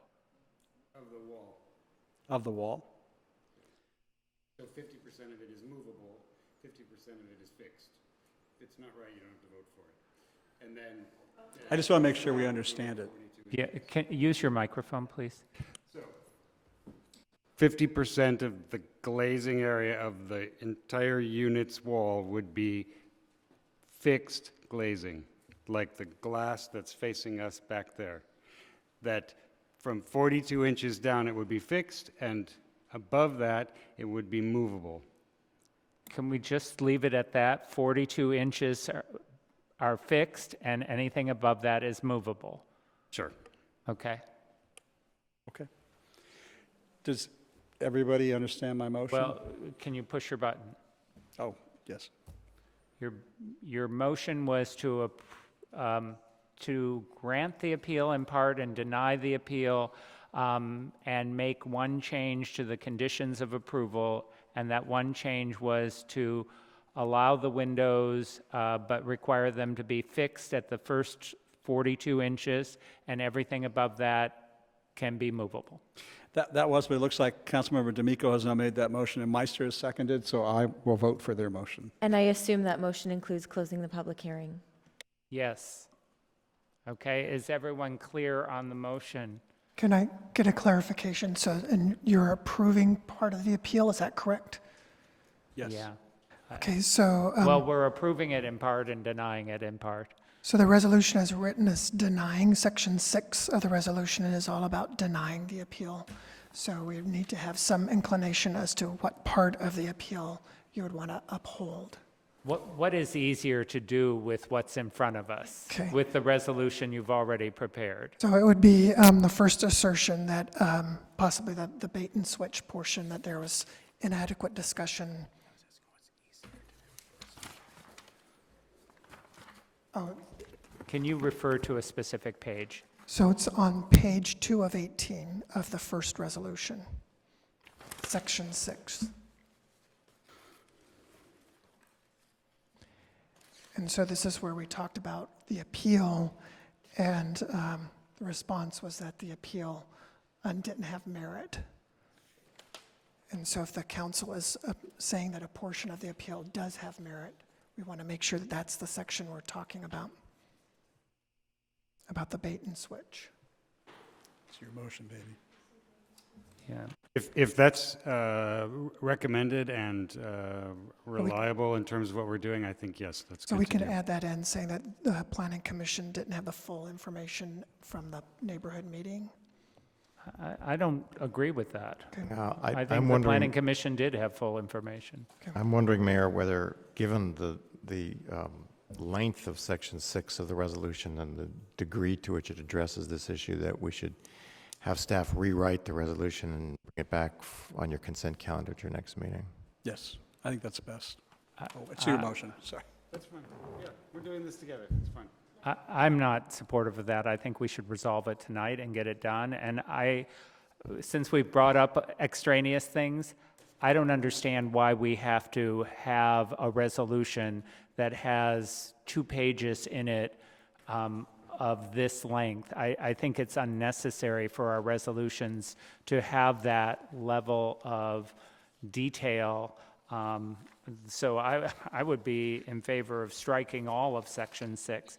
The resolution simply has to say that we granted the appeal or we denied the appeal. It doesn't have to have all of that. That would also work. You okay with that? Okay.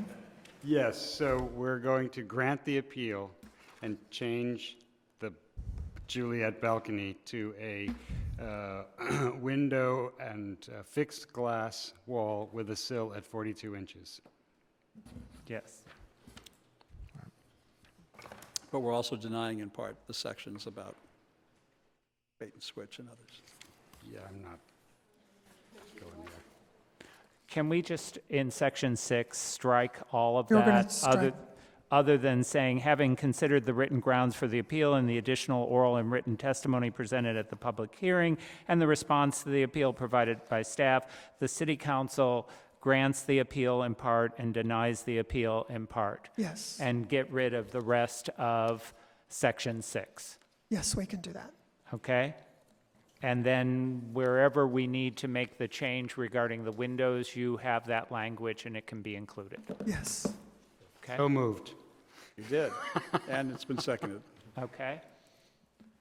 This We're is all when the clear on mayor what asks we're us to doing vote. now? Okay, you have it, Yvonne. You're the most important person in the room. All right, we have a motion and a second, and the motion is approved. Thank you, everyone, for your time tonight. Let's keep going. We have very few items left. We're going to continue. Item 4B.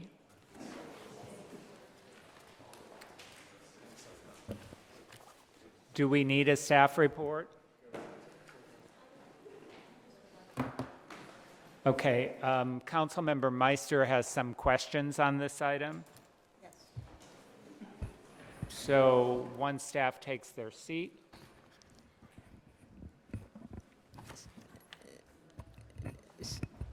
So when we brought this item forward, one of the purposes was to make it easier for 100% affordable housing. Excuse me, if people are leaving, if you could please be quiet. Sorry, Lauren. That's okay.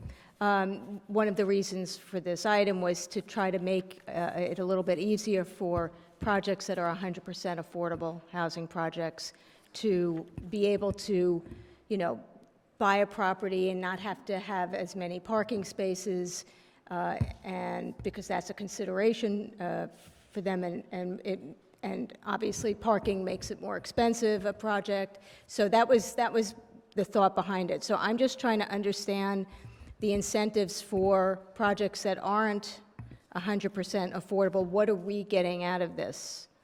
Because we obviously don't want more height and FAR, because we've had enough issues with that. So what are we getting out of this by giving this incentive to projects that aren't 100% affordable? Good evening, Rachel Diamond, Senior Planner. So what the city and the community would get would be the availability of car share, as well as the potential benefits of having car share, including reduced vehicle ownership, and thus reduction in average vehicle ridership throughout the city. So would that mean that so a developer would get less parking, have to have less parking spaces, or that's not part of it? It's just, I'm just trying to understand what the purpose is. Sure. So the direction from council was really broad in that you requested that we create some incentives for providing car share in certain buildings. Staff wanted to expand that to certain buildings with residential components and not just 100% affordable housing, in order to allow for other buildings to have that option to take advantage of certain incentives. It's most likely that would be a reduction in parking in exchange for the availability of car share within a building. Okay, so that's, okay. All right. Just wanted to clarify that. Any further questions or comments? There's a motion to approve. Is there a second? It's moved and seconded. All those in favor? Mayor, we have a speaker. Oh, I am so sorry. Jack Axelrod.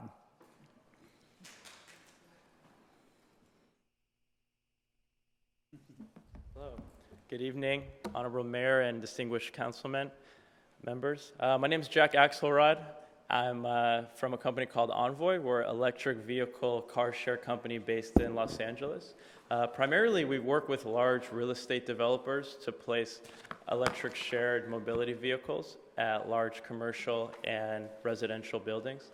Additionally, we work with cities and municipalities to help develop more public-facing car share systems as well. I'd like to commend the council for their work in providing shared mobility transportation options to the city of West Hollywood, and would like to offer Envoy's guidance as a premier car share operator in Los Angeles of any projects that are in need of car share, and would like to be a part of the conversation moving forward, if possible. Thank you. Thank you. Oh,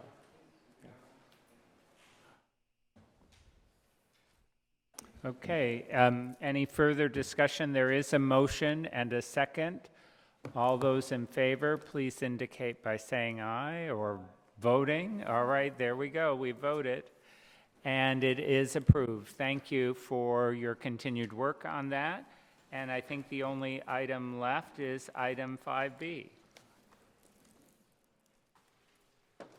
This is the election of the mayor and the mayor pro tem. We do have one public speaker on this item, Steve Martin.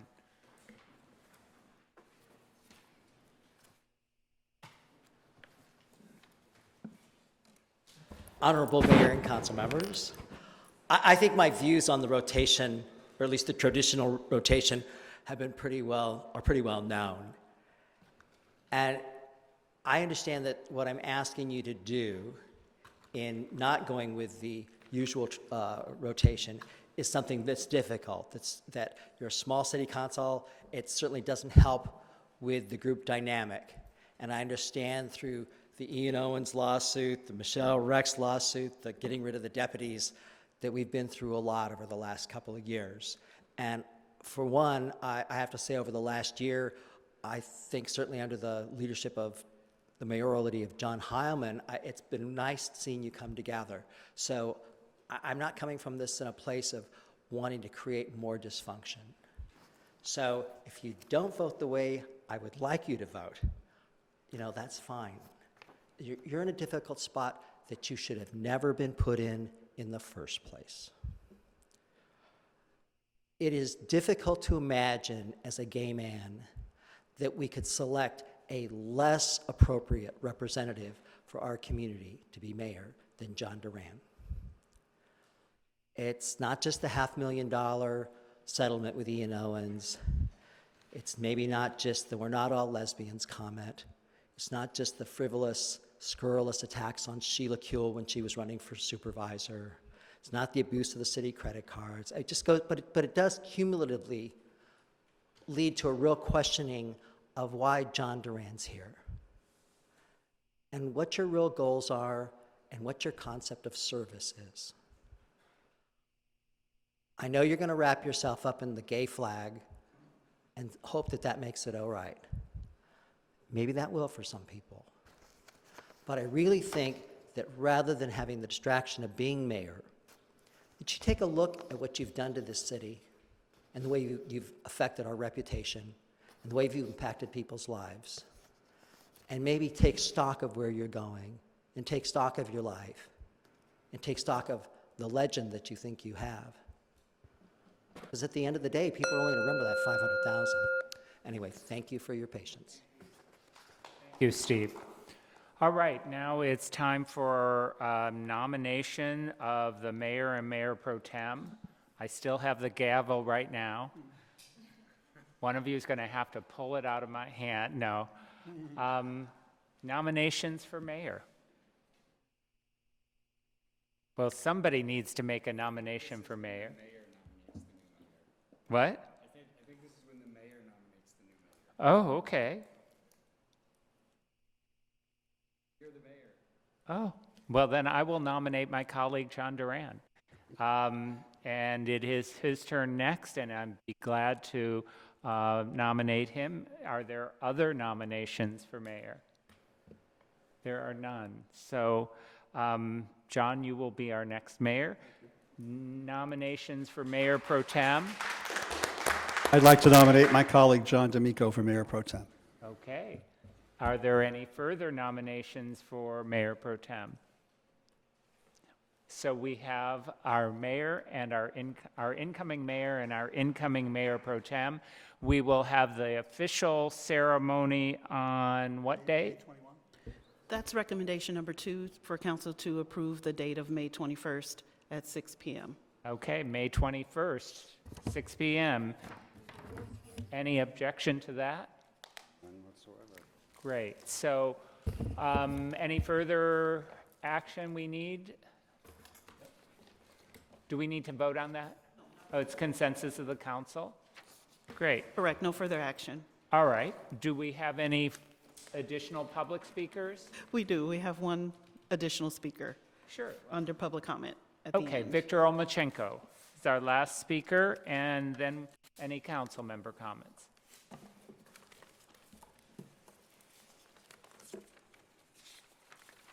Good evening again, Mayor and council members.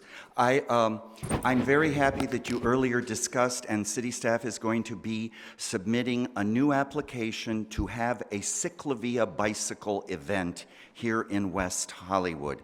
I know that some other colleagues had talked about it, but I wanted to put my voice in that we almost got it going here with a combination of Los Angeles, Hollywood Boulevard, coming down La Brea, and then going over on Santa Monica into our fine city. Now, however, objections were raised not by you folks, but by folks outside of our city, by a council member, Rue.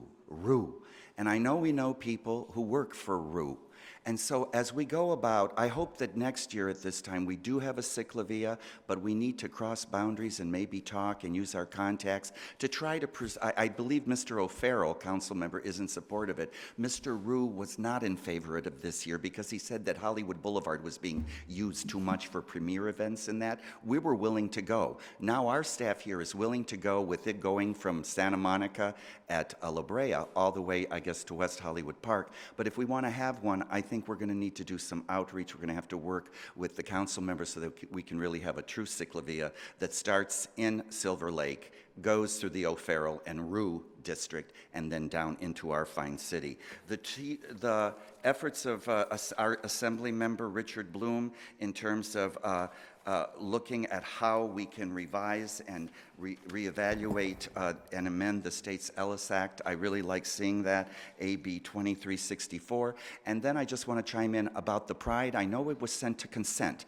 I remember last year there was concern that when there wasn't a Friday event, and I believe there isn't going to be a Friday event other than the Dyke March, when the transgender community felt left out. So how is the transgender community being included in the Pride events, which are on this parkway and going to be only on Saturday and Sunday, since we're not doing resist marches anymore, and I guess we're back to parades. Thank you for listening. Thank you. Any further council comments? Then, yes. Can we confirm about Barbara Bush? Because I heard that she had passed, and I think if she Yes. has, that we should adjourn in So her memory as Barbara well. Bush has died, and Lauren has Lauren has requested that we adjourn in her memory, but I don't have internet access right now, so.